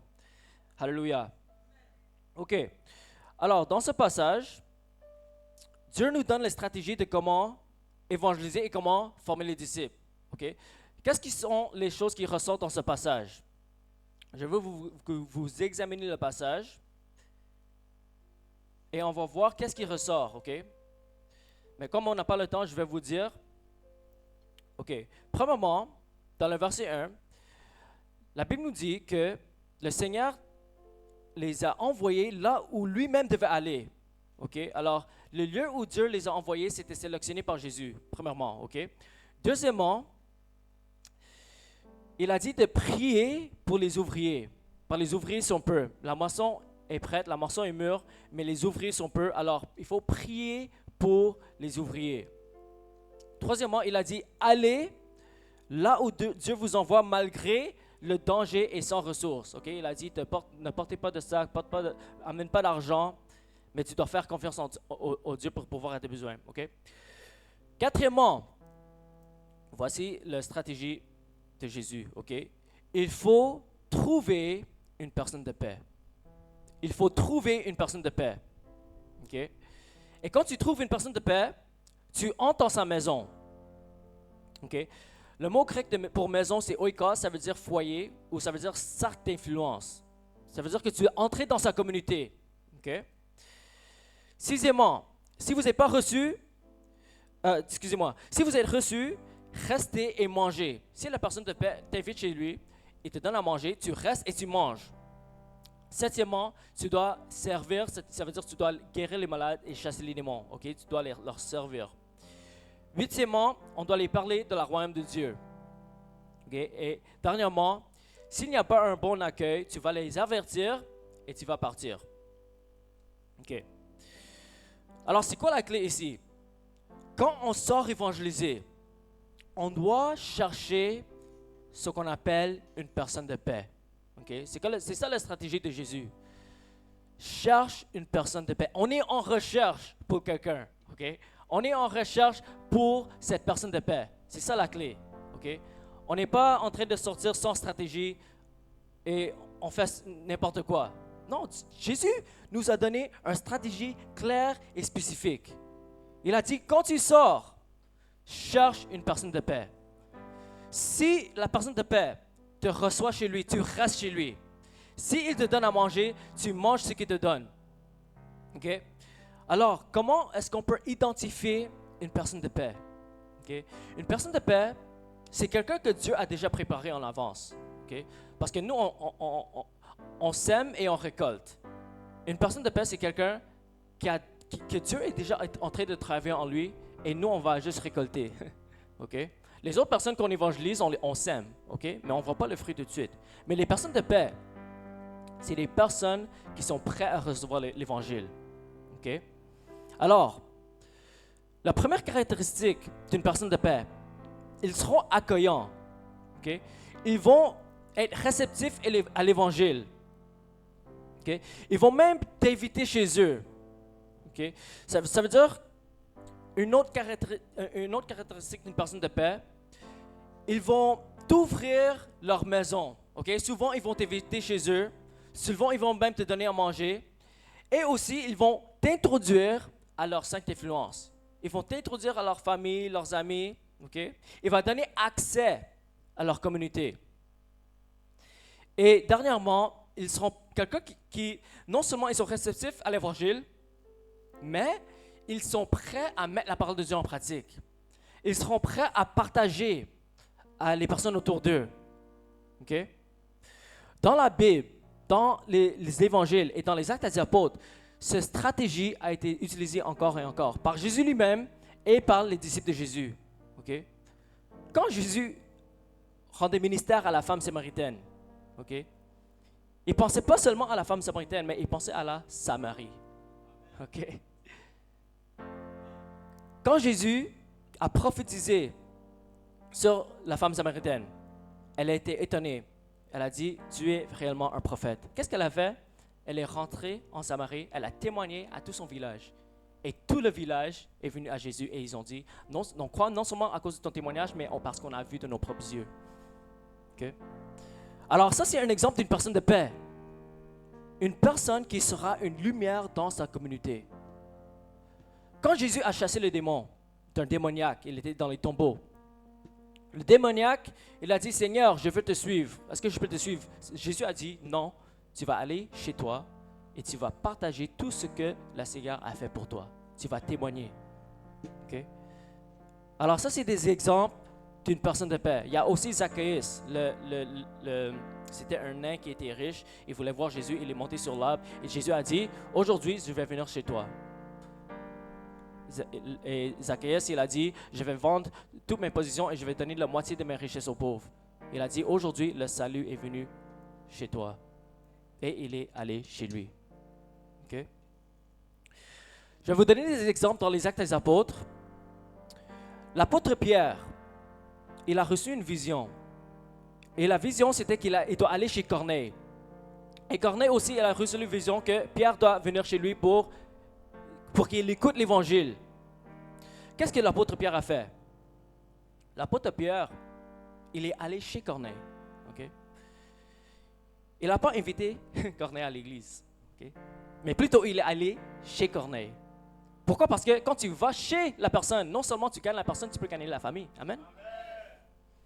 Parce que ce qui se passe souvent, parce qu'on a tellement la mentalité d'inviter les gens à l'église, c'est bien d'inviter les gens, mais ce qui est mieux, c'est de non seulement gagner la personne, mais c'est de gagner la communauté de la personne. OK? Alors, souvent ce qui se passe, on trouve une personne de paix, on l'invite à l'église, mais ce qui se passe, c'est qu'on l'isole de sa famille. OK? Et là, la famille se pose des questions. Ils pensent qu'il est dans une secte, et là, ils vont commencer à nous persécuter. Et parfois, ce n'est pas une persécution qui est forcément nécessaire. Si, à la place de l'isoler de sa famille, on va chez la personne, on évangélise la personne et on évangélise la famille de la personne. C'est ça qui s'est passé avec Pierre et Corneille. Okay? Pierre est allé chez Corneille, il a évangélisé toute la famille. Et toute la famille a été sauvée et baptisée. Il y a un autre exemple dans les Actes des Apôtres. Paul et Silas, ils étaient en prison. Okay? Ils étaient en train de chanter et prier. Il y a eu un grand tremblement de terre. Les portes des prisons sont ouvertes. Le geôlier qui gardait les prisons, il pensait que tous les prisonniers ont fui. Alors il voulait se suicider. Mais Paul était là, il a dit, arrête, on est tous là. Le geôlier il s'est mis à genoux, il a dit, qu'est-ce que je dois faire pour être sauvé? Qu'est-ce que l'apôtre Pierre a dit? Crois au Seigneur Jésus-Christ et tu seras sauvé, toi et toute ta famille, toute ta maison. Et qu'est-ce qui s'est passé après? L'apôtre Paul est allé chez le geôlier et il a évangélisé toute la famille et toute la famille a été baptisée. Amen. Alors, cette stratégie de trouver une personne de paix, d'entrer chez la personne, de gagner la famille de la personne et de baptiser toute la famille, c'est une stratégie biblique. Et c'est une stratégie que malheureusement, on a oubliée à cause de nos traditions. Je vous dis, cette stratégie, pour moi, ça m'a révolutionné. Pourquoi? Parce que pendant une période de 10 ans, j'évangélisais comme on m'a appris comment le faire. J'évangélisais les personnes juste un à un.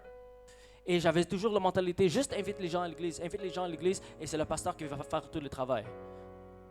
Mais la réalité, c'est que ce n'est pas la stratégie que Jésus nous a donnée. Jésus nous a donné chaque personne la responsabilité d'aller dans la moisson, d'évangéliser, de trouver une personne de paix et de former des disciples. C'est pour tous les chrétiens. Et c'est seulement comme ça qu'on va avoir la multiplication. Parce que la stratégie traditionnelle de juste inviter les gens à l'église et laisser le pasteur faire tout le travail, c'est une stratégie qui va par addition plutôt que multiplication. Et avec l'addition, on ne va jamais voir un mouvement de multiplication de disciples. Okay? On va toujours avoir les mêmes résultats. Je pense que c'est Albert Einstein qui a dit « La définition de la folie, c'est de faire les mêmes choses encore et encore et d'attendre un résultat différent. »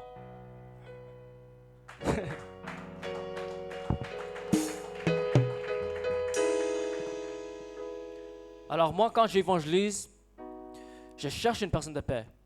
Quand je trouve la personne de paix, j'évangélise la personne. Après, je dis, est-ce que tu as des amis ou de la famille qui seront intéressés aussi à écouter la parole de Dieu? S'ils disent oui, je dis, ok, je prends un engagement, je prends un rendez-vous, je vais venir chez toi cette semaine. Et j'évangélise la famille. Et quand la famille est baptisée, j'implante une église. Aussi simple que ça.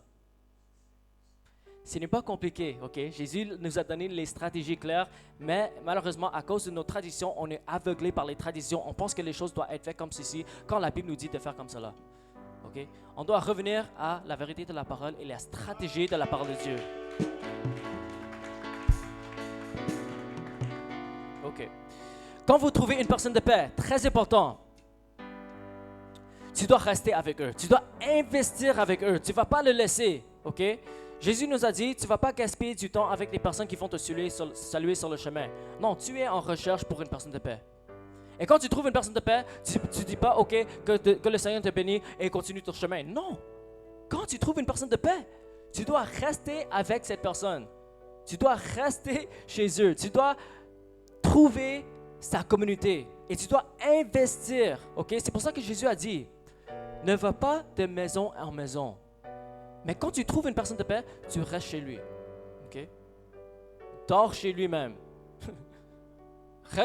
Tu prends rendez-vous le plus vite que possible. Et s'il te permet, tu restes là aussi long que possible. Tu dois investir avec la personne. Parce que souvent, ce qui se passe, c'est qu'on va prendre rendez-vous. On va dire, ok, la semaine prochaine, on va venir. Mais dans la semaine, là, l'ennemi vient, il prend la semence et soudainement, la personne ne veut plus, tu vois, il veut plus te parler. Mais quand tu trouves une personne de paix, il faut être intentionnel d'investir avec la personne tout de suite. Okay? De rester chez la personne et investir avec la personne et la famille. Okay? Alors, on doit être intentionnel de trouver une personne de paix. Quand on est dans la moisson, on cherche une personne de paix. À votre avis, combien de personnes, combien de conversions individuelles y a-t-il dans les livres des Actes? Dans les livres des Actes, il y a plus de 33 cas où les personnes viennent à Jésus. Entre les 33 cas, combien de personnes vous pensez sont des saluts individuels? Est-ce que quelqu'un peut deviner? Bon, je vais vous donner la réponse, comme on n'a pas beaucoup de temps. OK, sur environ 30 cas de personnes venant à la foi dans les Actes, il y a seulement 3 individuels qui sont venus à la foi. Et tout le reste, c'était des saluts en groupe. Les personnes venaient à Jésus en grand nombre ou en petit nombre, mais en groupe. Okay? C'est soit une famille, une grande foule, mais ils venaient à Jésus en groupe. Alors, 90% des saluts dans les livres des apôtres, c'était des grands groupes et des petits groupes. Ou on peut dire des oikos, des foyers, des maisons, des cercles d'influence. Okay? C'est quoi les 3 individus qui sont venus à Jésus? Il y a l'unique Éthiopien, il y a l'apôtre Paul et il y a un homme qui s'appelle Sergius Paulus. Mais aujourd'hui, la plupart des chrétiens utilisent principalement un modèle d'évangélisation individuelle. Pourquoi? Parce que c'est comme ça qu'on a été enseigné. Et parfois aussi, c'est comme ça que nous, on est venus à la foi. Et alors, on pense que c'est comme ça que ça doit être fait normalement. OK. Maintenant, je vais vous partager 10 rappels sur les personnes de paix. Alors, 10 rappels sur les personnes de paix. Premièrement, on va trouver les personnes de paix là où Dieu est à l'œuvre, là où Dieu est en train de travailler. Et souvent, où on peut trouver beaucoup de personnes de paix, c'est parmi les pauvres, parmi les étrangers, parmi les malades et parmi les prisonniers. C'est ça la liste de personnes que Jésus a dit que ce que tu fais pour les moins de ces personnes, tu fais pour moi. Okay? Jésus a dit, j'avais faim, tu m'as donné à manger. J'étais malade et tu m'as visité. J'étais un prisonnier et tu m'as visité. J'étais un étranger et tu m'as accueilli. Alors souvent, ces catégories de personnes, c'est là où Dieu est à l'œuvre et on trouve beaucoup de personnes de paix. OK, deuxièmement, la meilleure façon de trouver des personnes de paix, c'est à travers le service. C'est à travers les actions d'amour. Et la stratégie que Jésus a donnée à ses disciples, c'est la guérison et la délivrance. Okay? On offre la prière aux gens, on prie pour les gens. Si vous avez quelque chose à donner, c'est bien même de donner. Une stratégie que nous, on utilise à Montréal, qu'on a utilisée, c'est qu'on a mis des affiches. On a dit que si vous avez besoin de manger, appelle-nous, on va vous acheter à manger et on va l'amener chez vous. On a reçu beaucoup d'appels. Et par la grâce de Dieu, Dieu a pourvu pour nous, à travers les frères et les sœurs. On est allé avec eux acheter la nourriture et après on a amené la nourriture chez eux. Et souvent, ça nous a donné une opportunité pour évangéliser toute la famille et implanter une église. Amen.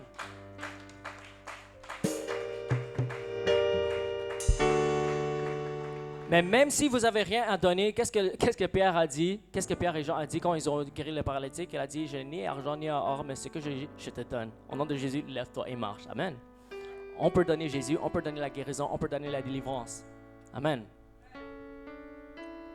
OK, troisièmement, souvent, pour trouver une personne de paix, on a besoin de au moins 100 conversations spirituelles.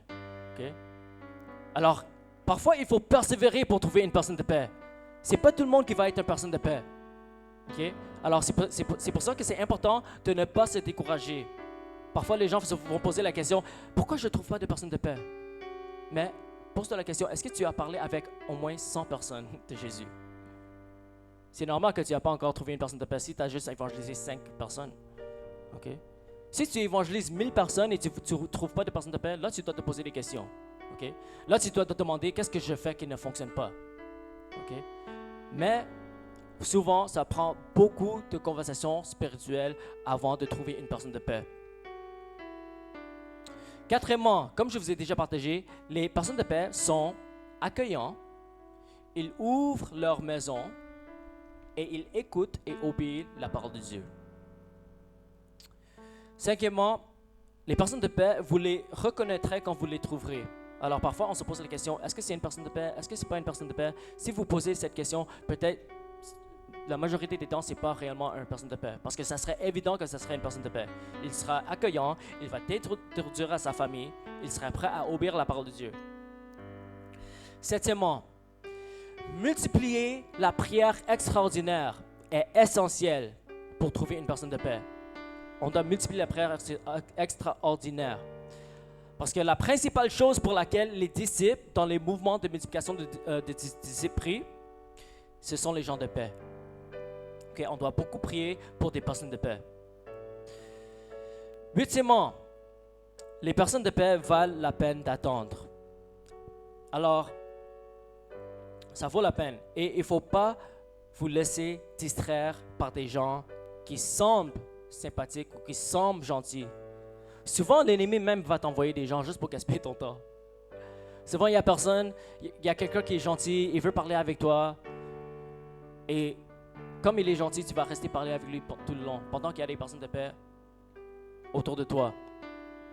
Si tu détermines que ce n'est pas une personne de paix, tu ne gaspilles pas ton temps avec cette personne. Okay? Si la personne n'est pas réceptive à l'évangile, il veut juste discuter avec toi, tu dis que Dieu te bénit, tu continues ton chemin. Okay? Tu es en recherche pour une personne de paix. Neuvièmement, Dieu prépare les personnes de paix et notre travail, c'est de simplement les trouver. Ce n'est pas nous qui persuadons et ce n'est pas nous qui produisons des personnes de paix. Les personnes de paix, c'est des personnes qui sont préparées par Dieu. Et nous, notre travail, c'est de simplement les trouver. Okay? Jésus a dit, personne ne peut venir à moi sans que le Père l'attire. Okay? Alors, c'est le Père qui attire les personnes de paix. Et nous, on est en recherche pour les personnes de paix que Dieu a déjà préparées en avance. Okay? Ce n'est pas à nous d'essayer de faire une débat avec quelqu'un pour qu'il devienne une personne de paix. Non. Et, dixièmement, souvent, une personne de paix ou une personne de paix potentielle nous conduira à la personne de paix. Okay? Alors souvent, on peut rencontrer quelqu'un qui est réceptif à la parole, il va même inviter chez lui, mais il n'est pas prêt à mettre la parole de Dieu en pratique. Alors, ça le disqualifie, il n'est pas réellement une personne de paix. Mais, dans sa maison, tu trouves une autre personne qui a toutes les caractéristiques d'une personne de paix. Okay? Et il est réceptif, il t'introduit à sa cercle d'influence et il est prêt à mettre la parole de Dieu en pratique. Alors souvent, tu trouves quelqu'un, tu penses que c'est une personne de paix, tu vas chez lui, mais il n'est pas une personne de paix, mais il t'introduit à la personne de paix. Okay? Avec ces stratégies, ça t'ouvre les portes. Okay? Alors voici les 10 rappels. Maintenant, comment passer de l'évangélisation au discipulat? Ou comment passer de l'évangélisation à la formation des disciples? Cette semaine, on vous a partagé les stratégies et c'est les mêmes stratégies qu'on utilise pour trouver une personne de paix. OK.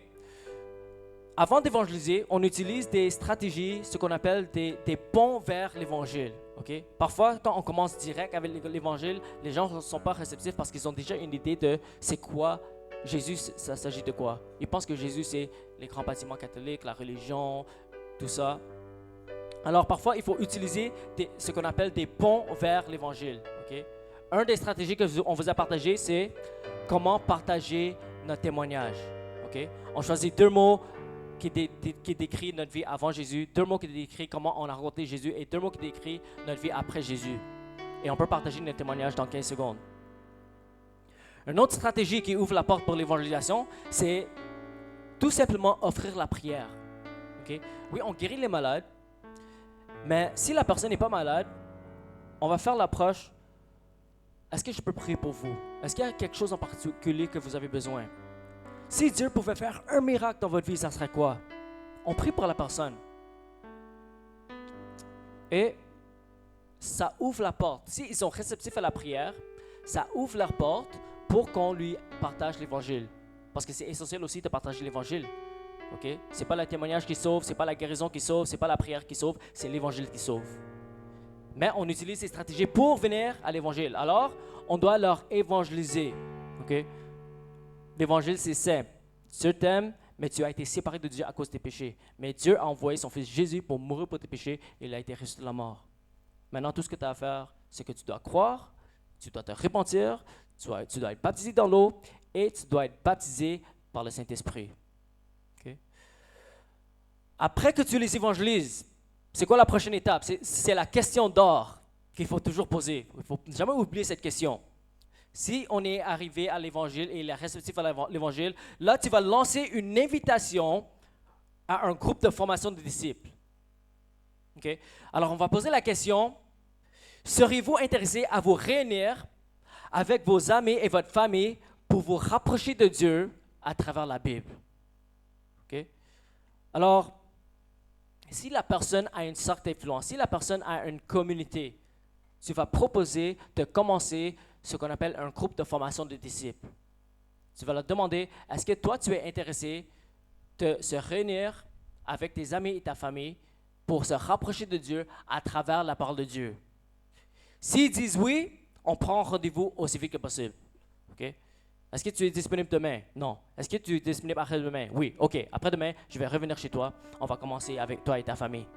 Il ne faut pas oublier ça. Et là, on doit prendre un rendez-vous hebdomadaire. Chaque semaine, on prend rendez-vous avec la personne et on commence le processus de formation des disciples.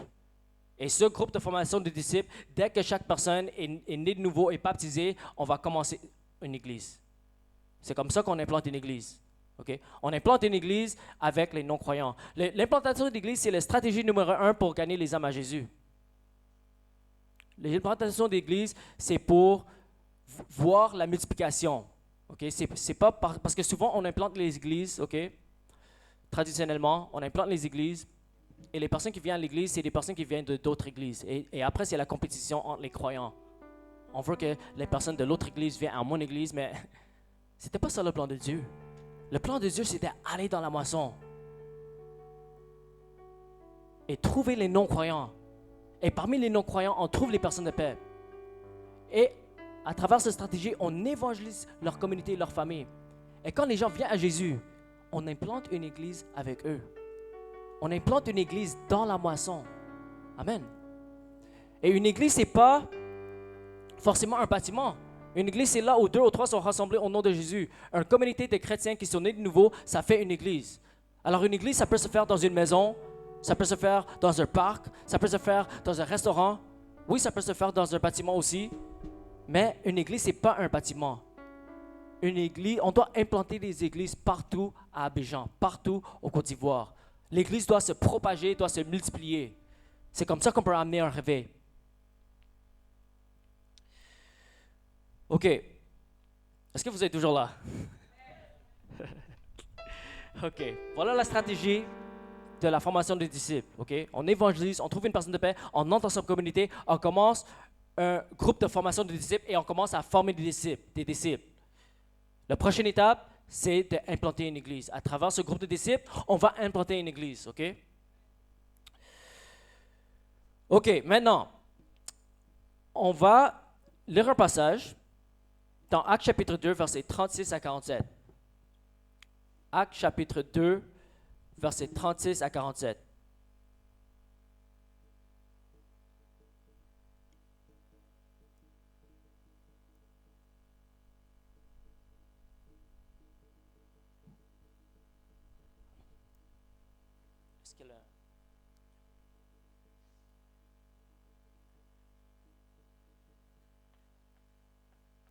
Est-ce que quelqu'un peut le lire? Actes chapitre 2, versets 36 à 47.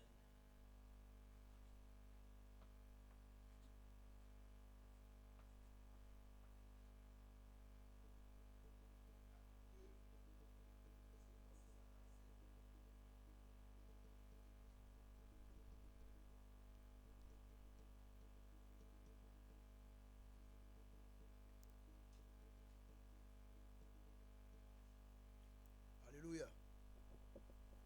Acte 2, verset 36-47. Parole du Seigneur. Jusqu'à ce que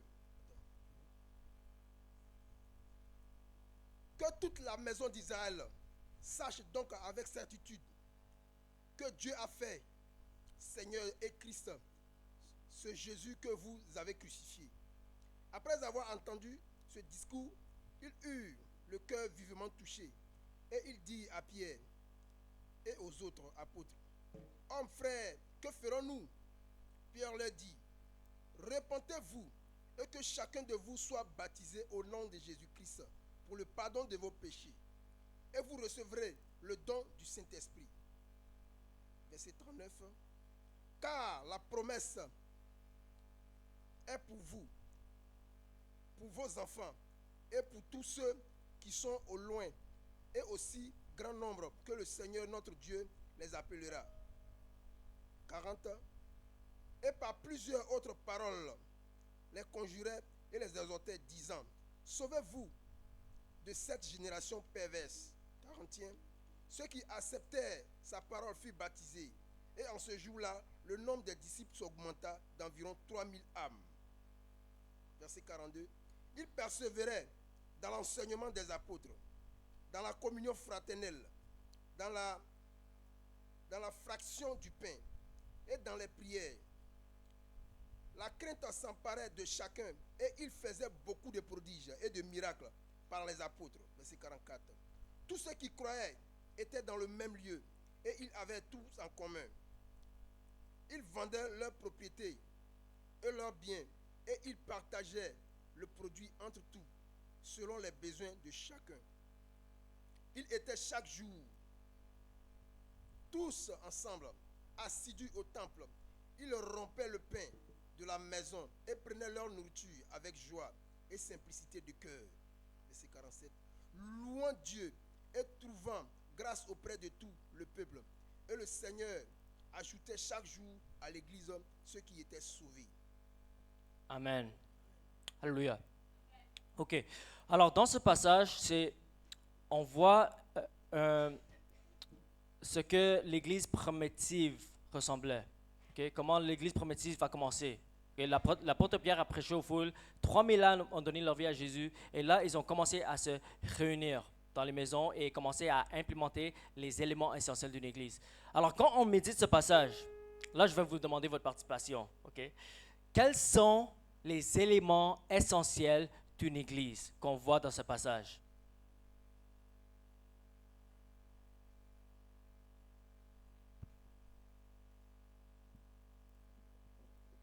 Oui.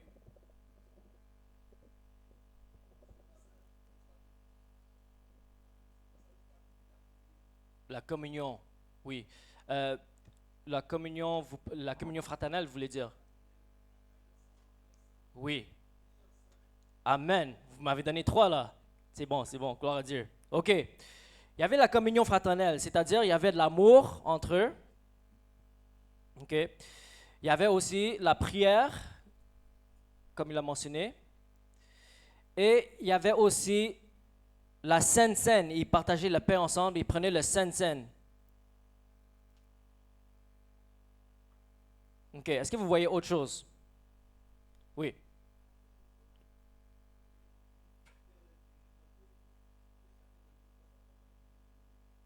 Amen. Amen. Alléluia. Alors, qu'est-ce qu'on voit dans ce verset-là?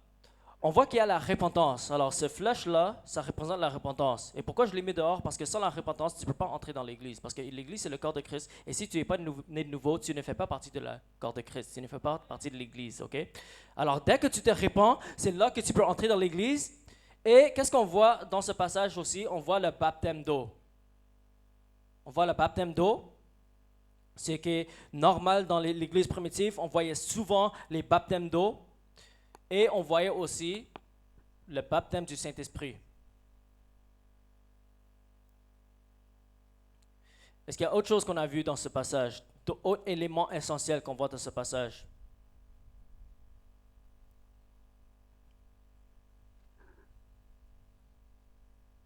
Oui.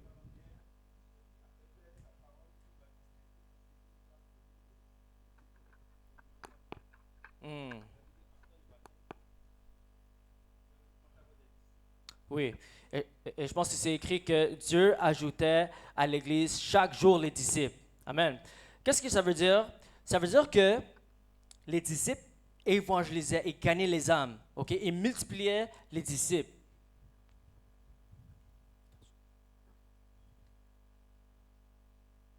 Multiplier les disciples. OK, quoi d'autre? Oui. Je peux dire qu'il y avait aussi le partage de la parole. Oui, le partage de la parole de Dieu. Alors, un des éléments essentiels, comme on vous a partagé, c'est on doit être focusé sur la parole de Dieu. OK? Alors, ils étaient focusés sur les enseignements des apôtres, sur la parole de Dieu. OK, est-ce qu'il y a autre chose? Oui. OK. Attends, un second, oui. Tous ceux qui acceptaient étaient baptisés. Oui, amen. Oui, amen, gloire à Dieu. Alors ça représente le baptême d'eau, c'est les petits vagues là. Je ne sais pas si vous pouvez voir mon dessin. Je sais que je n'ai pas un bon artiste, mais j'espère que vous comprenez quand même. Oui. Ils étaient dans le même lieu et ils avaient tous tout en commun. Hmm. Au 45, ils vendaient leurs propriétés et leurs biens et ils en partageaient le produit en tous, selon les besoins de chacun. Alléluia. Amen. Ils vendaient leurs possessions et ils donnaient à ceux qui avaient besoin. En d'autres termes, ils prenaient les offrandes. Ça, c'est les dollars américains.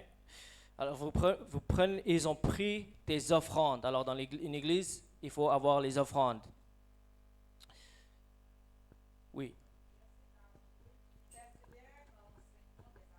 Oui. Amen. Amen. Oui, ils persévéraient dans les enseignements de l'apôtre, la parole de Dieu, et dans la communion fraternelle. Oui. Est-ce qu'il y a autre chose? Oui. Verset 47, on nous dit carrément qu'il louait Dieu. Donc Amen. la louange aussi faisait partie. Oui, intégrante. ils louaient Dieu. Il y avait la louange, oui. Est-ce qu'il y a autre chose?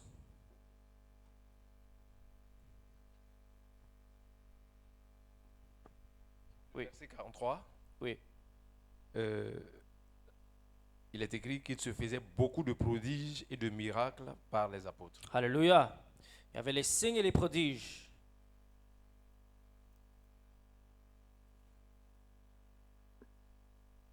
Oui. Est-ce qu'il y a autre chose? Oui. Ici, au verset 46, il est dit, ils étaient assidus au temple et ils rompaient les pains ensemble en même temps. Amen. Oui, ils rompaient le pain et prenaient la communion ensemble. Amen. Et le dernier que je vais ajouter ici, c'est qu'il avait des bergers dans l'église. Okay? Il y avait les leaders dans l'église. Okay? Alors, ça c'est une illustration visuelle d'une église qui est saine ou une église qui est en bonne santé. Une église en bonne santé a tous ces éléments essentiels. Okay? Alors on voit, il y a la repentance, il y a le baptême d'eau, il y a le baptême du Saint-Esprit, il y a les signes et les prodiges, il y a l'amour, il y a la prière, la communion, la Sainte Seine, il y a des bergers dans l'église, il y a la multiplication des disciples, il y a les offrandes, il y a la parole de Dieu et il y a la louange. Okay? Alors ça peut vous aider à implanter une église qui est en bonne santé. Okay? Souvent, on a des églises qui ne sont pas équilibrées. Okay? Il y a des églises qui sont focusées sur la parole de Dieu, mais il n'y a pas de Saint-Esprit, il n'y a pas de puissance. Okay? Il y a d'autres églises qui sont focusées sur le Saint-Esprit, les signes et les prodiges, mais ils n'ont pas la bonne doctrine, ils n'ont pas la parole de Dieu. Okay? D'autres sont trop focusés sur l'argent, mais ils oublient l'évangélisation. Amen. Alors, il faut être bien équilibré et assurer que tous ces éléments essentiels sont implémentés dans votre église. Si vous gérez des églises, ça peut vous aider de voir quels sont les éléments il faut que vous amélioriez. Okay? Alors, vous pouvez mettre vos forces dans le cercle, mais les éléments que peut-être il faut améliorer, vous pouvez les mettre dehors et après prendre une stratégie de comment est-ce qu'on peut plus avoir les éléments essentiels dans notre église. Amen. OK. Maintenant, je vais vous partager une méthode très simple et efficace pour implanter une église et diriger une église. Quand on trouve une personne de paix, comme j'ai dit, on va aller chez la personne, on va évangéliser la famille Et là, on va prendre un rendez-vous hebdomadaire chaque semaine pour se réunir à travers la parole de Dieu. OK? Alors, je vais vous montrer une stratégie que vous pouvez utiliser et en fait, n'importe qui peut utiliser. Pourquoi? Parce que ce n'est pas juste les pasteurs et les personnes qui sont allés à la séminaire qui sont capables de former les disciples et implanter des églises. Parce que c'est un commandement pour tous les disciples et tous les chrétiens. Et en tant qu'homme de Dieu, on devrait encourager nos fidèles de mettre la grande commission en pratique. Et vous pouvez également les enseigner comment évangéliser, comment former les disciples, comment implanter une église. Et c'est comme ça qu'on va voir la multiplication. Amen. OK. Est-ce que je peux effacer ça? Est-ce que vous avez plus de temps ou je peux l'effacer?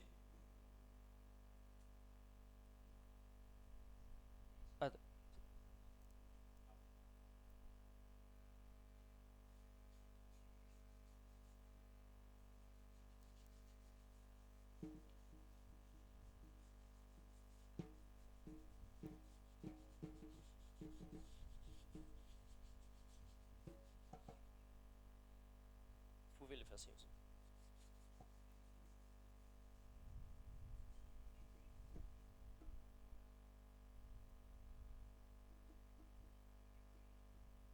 OK. Alors, voilà un méthode que vous pouvez utiliser vous-même et vous pouvez enseigner les autres comment faire pour former les disciples et pour implanter une église et mettre les éléments essentiels de l'église aussi. OK. Alors, quand vous trouvez une personne de paix, vous dites, est-ce que vous êtes disponible dans la semaine pour vous réunir avec vos amis, vos familles, pour se rapprocher de Dieu à travers la parole de Dieu? Ils disent oui, tu prends rendez-vous tout de suite. Quand vous venez chez eux et vous faites votre réunion avec la personne et l'entourage de la personne, il y a 7 étapes que vous pouvez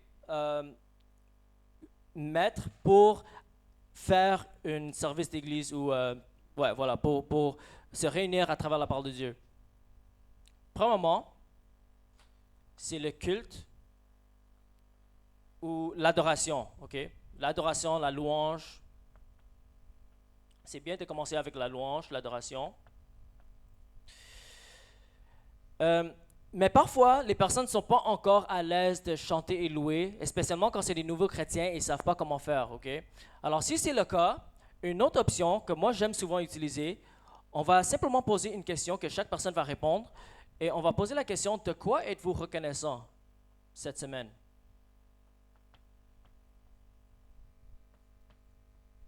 Okay, alors, chaque personne va répondre à cette question. De quoi es-tu reconnaissant? Moi, je suis reconnaissant pour la santé, je suis reconnaissant que Dieu m'a béni cette semaine, je suis reconnaissant que j'ai rencontré cette personne. Voilà. Okay. Deuxième étape, c'est le soin pastoral.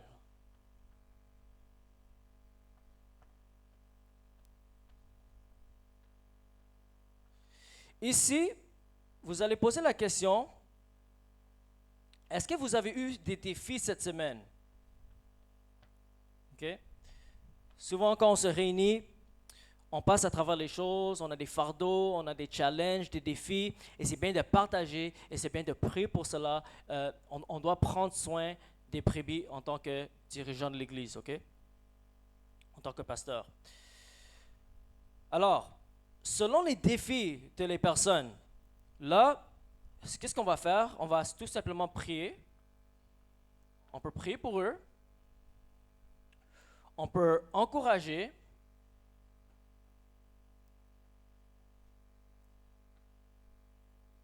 Ou, si c'est possible, on peut même aider la personne dans sa situation.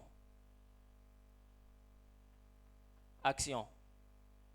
On peut mettre la parole de Dieu en pratique. Pourquoi? Parce que la Bible nous dit de n'aimer pas seulement en parole, mais d'aimer en vérité et en action. Okay? Alors parfois, il y a certaines choses qu'on peut faire pour aider la personne dans la situation. Troisièmement, partage de la vision. Ça, c'est important aussi parce qu'il faut toujours rappeler les disciples l'importance de la grande commission.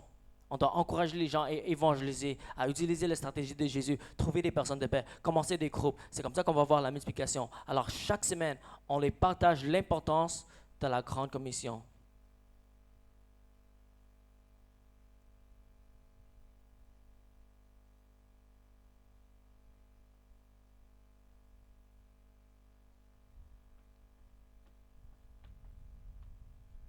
OK. Numéro 4. Maintenant, c'est la redevabilité.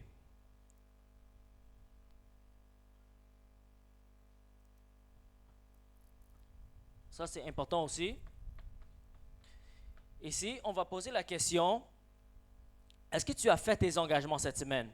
Pourquoi? Parce que chaque semaine, on va prendre des engagements de comment on va mettre la parole de Dieu en pratique.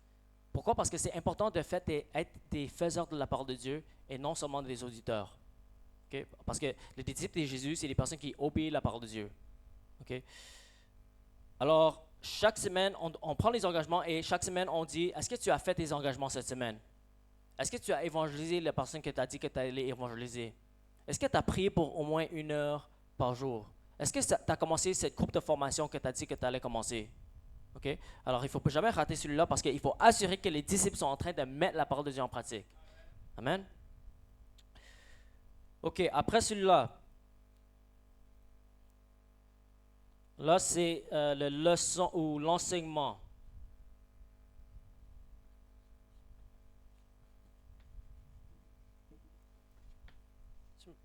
Tu me passer le livre? OK. So, l'enseignement, ici, c'est là qu'on va enseigner les bases de la foi chrétienne, okay, si c'est possible. Alors, je vais vous donner tous un livre gratuit aujourd'hui. C'est les 10 leçons que chaque disciple doit connaître et enseigner. Alors, ça parle de la repentance, le baptême du Saint-Esprit, évangélisation, la base de la vie chrétienne. Vous pouvez soit enseigner les fondations de la foi, comme par exemple, cette semaine, on va parler de la prière ou la repentance. Okay? Sinon, parce qu'il y a ça, c'est pas tout le monde qui sont tout de suite à l'aise d'enseigner. Une autre option, c'est ce qu'on appelle un groupe biblique, une étude biblique de découverte. Okay? Alors, ce que vous allez faire, c'est que vous allez tout simplement lire un passage dans la Bible.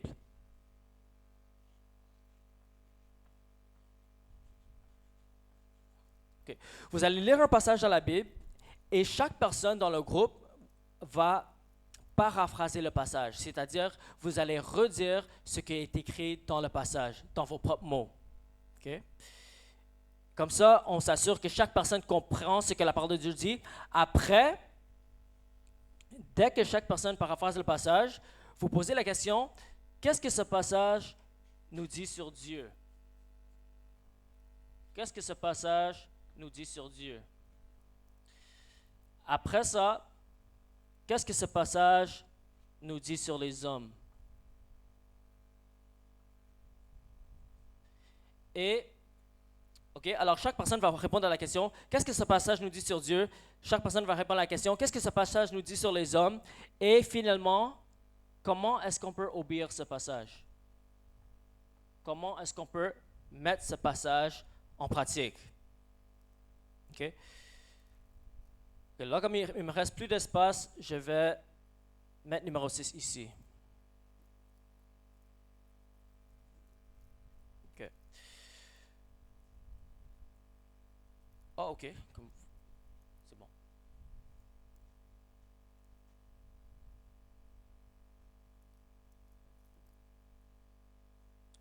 OK. Alors, numéro 6, ici, c'est la pratique. Et ici, on va encourager les disciples qui sont dans le groupe de diviser en groupes et pratiquer entre eux l'enseignement qu'ils ont appris. Pourquoi on fait ça? C'est parce que on veut que chaque disciple de l'Église soit un formateur de disciples. Okay? On ne veut pas juste qu'ils soient des chrétiens traditionnels qui viennent à l'Église 1 fois par semaine. On veut les former afin que, non seulement ils apprennent, mais qu'ils apprennent à enseigner d'autres personnes qui vont enseigner d'autres personnes qui vont enseigner d'autres personnes. C'est comme ça qu'on va voir la multiplication. Amen. Alors ici, on peut diviser en groupe de 2 ou 3 personnes.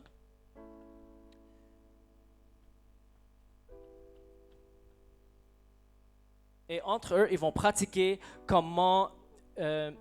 l'enseignement du jour. Okay? Alors si c'est par exemple l'évangélisation, ok, vous allez pratiquer à partager vos témoignages entre vous. Vous allez pratiquer à vous évangéliser entre vous. Si c'est l'enseignement sur la prière, ok, vous allez enseigner la prière entre vous. Comme ça, vous pratiquez comment enseigner la parole de Dieu. Septièmement, je dirais, peut-être c'est le plus important, c'est l'engagement.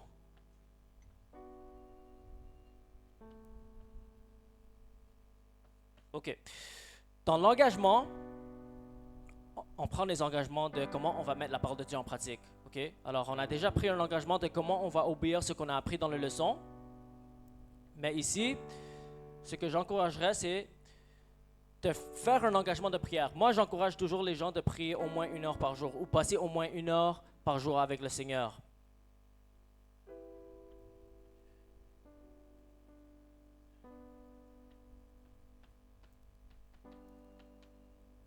Et le deuxième engagement, c'est l'évangélisation. Okay? Il faut prendre l'engagement d'évangéliser. Alors, un bon nombre, vous pouvez déterminer c'est quoi le niveau d'engagement. Vous pouvez dire, OK, vous pouvez prendre l'engagement. Ou tu peux poser la question, c'est quoi ton engagement de prière? Combien de temps tu vas prier par jour? Parfois, ils peuvent dire 30 minutes par jour, 15 minutes par jour. Moi, j'encourage toujours d'essayer de passer au moins 1 heure par jour avec le Seigneur. Et dans mes groupes de formation que je dis, il faut évangéliser au moins 5 personnes par semaine.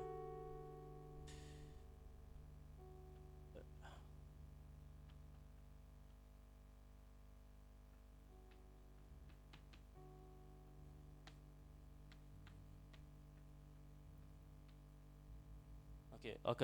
Et ça encore, c'est à vous de voir qu'est-ce qu'ils sont prêts à faire. Parfois, ils ne sont pas prêts à évangéliser 5 personnes. Peut-être c'est 1 personne. Mais il faut quand même prendre des engagements d'évangélisation et de prière. Et le dernier engagement, tu peux poser la question, qui vas-tu former?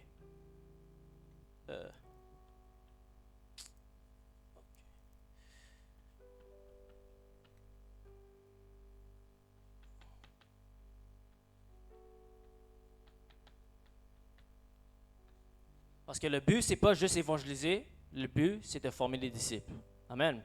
Et on peut utiliser cette stratégie-là pour efficacement former les disciples et implanter une église et appliquer tous les éléments essentiels de l'église. OK? Est-ce que c'était clair pour vous? Amen. OK.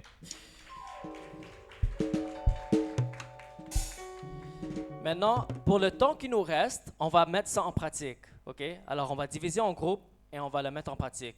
OK? Je vais vous donner tous un livre. Et dans le dernier page du livre, le dernier chapitre, ça vous donne exactement cette stratégie pour diriger un groupe. Et vous allez le faire ensemble. Le passage que vous allez lire, ou soit vous allez enseigner, dans la section de enseignement, soit vous allez enseigner, ou vous allez lire le passage de Actes qu'on a lu, Actes chapitre 2, versets 36 à 47. Ah, ouais, c'est ça. OK? Alors, comment est-ce qu'on peut diviser le groupe?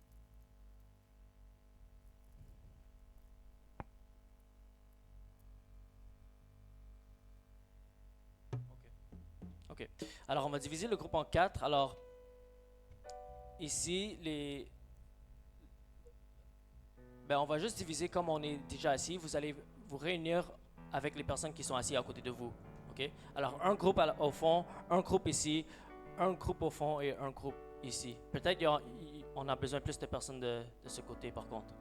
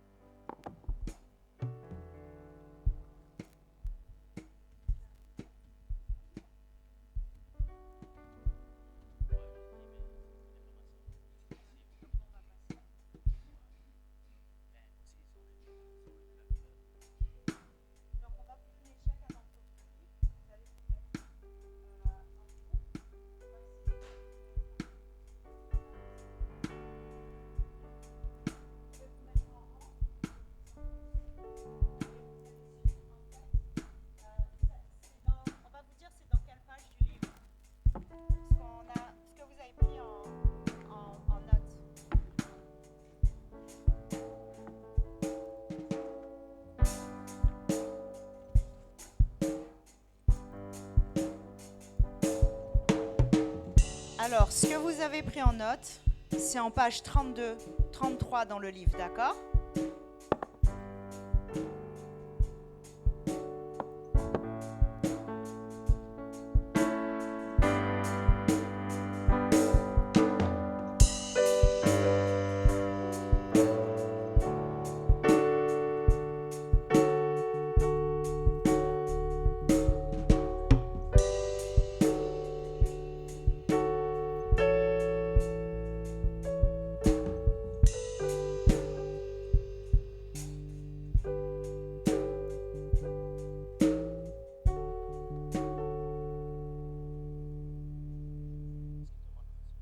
Est-ce que tout le monde a un livre?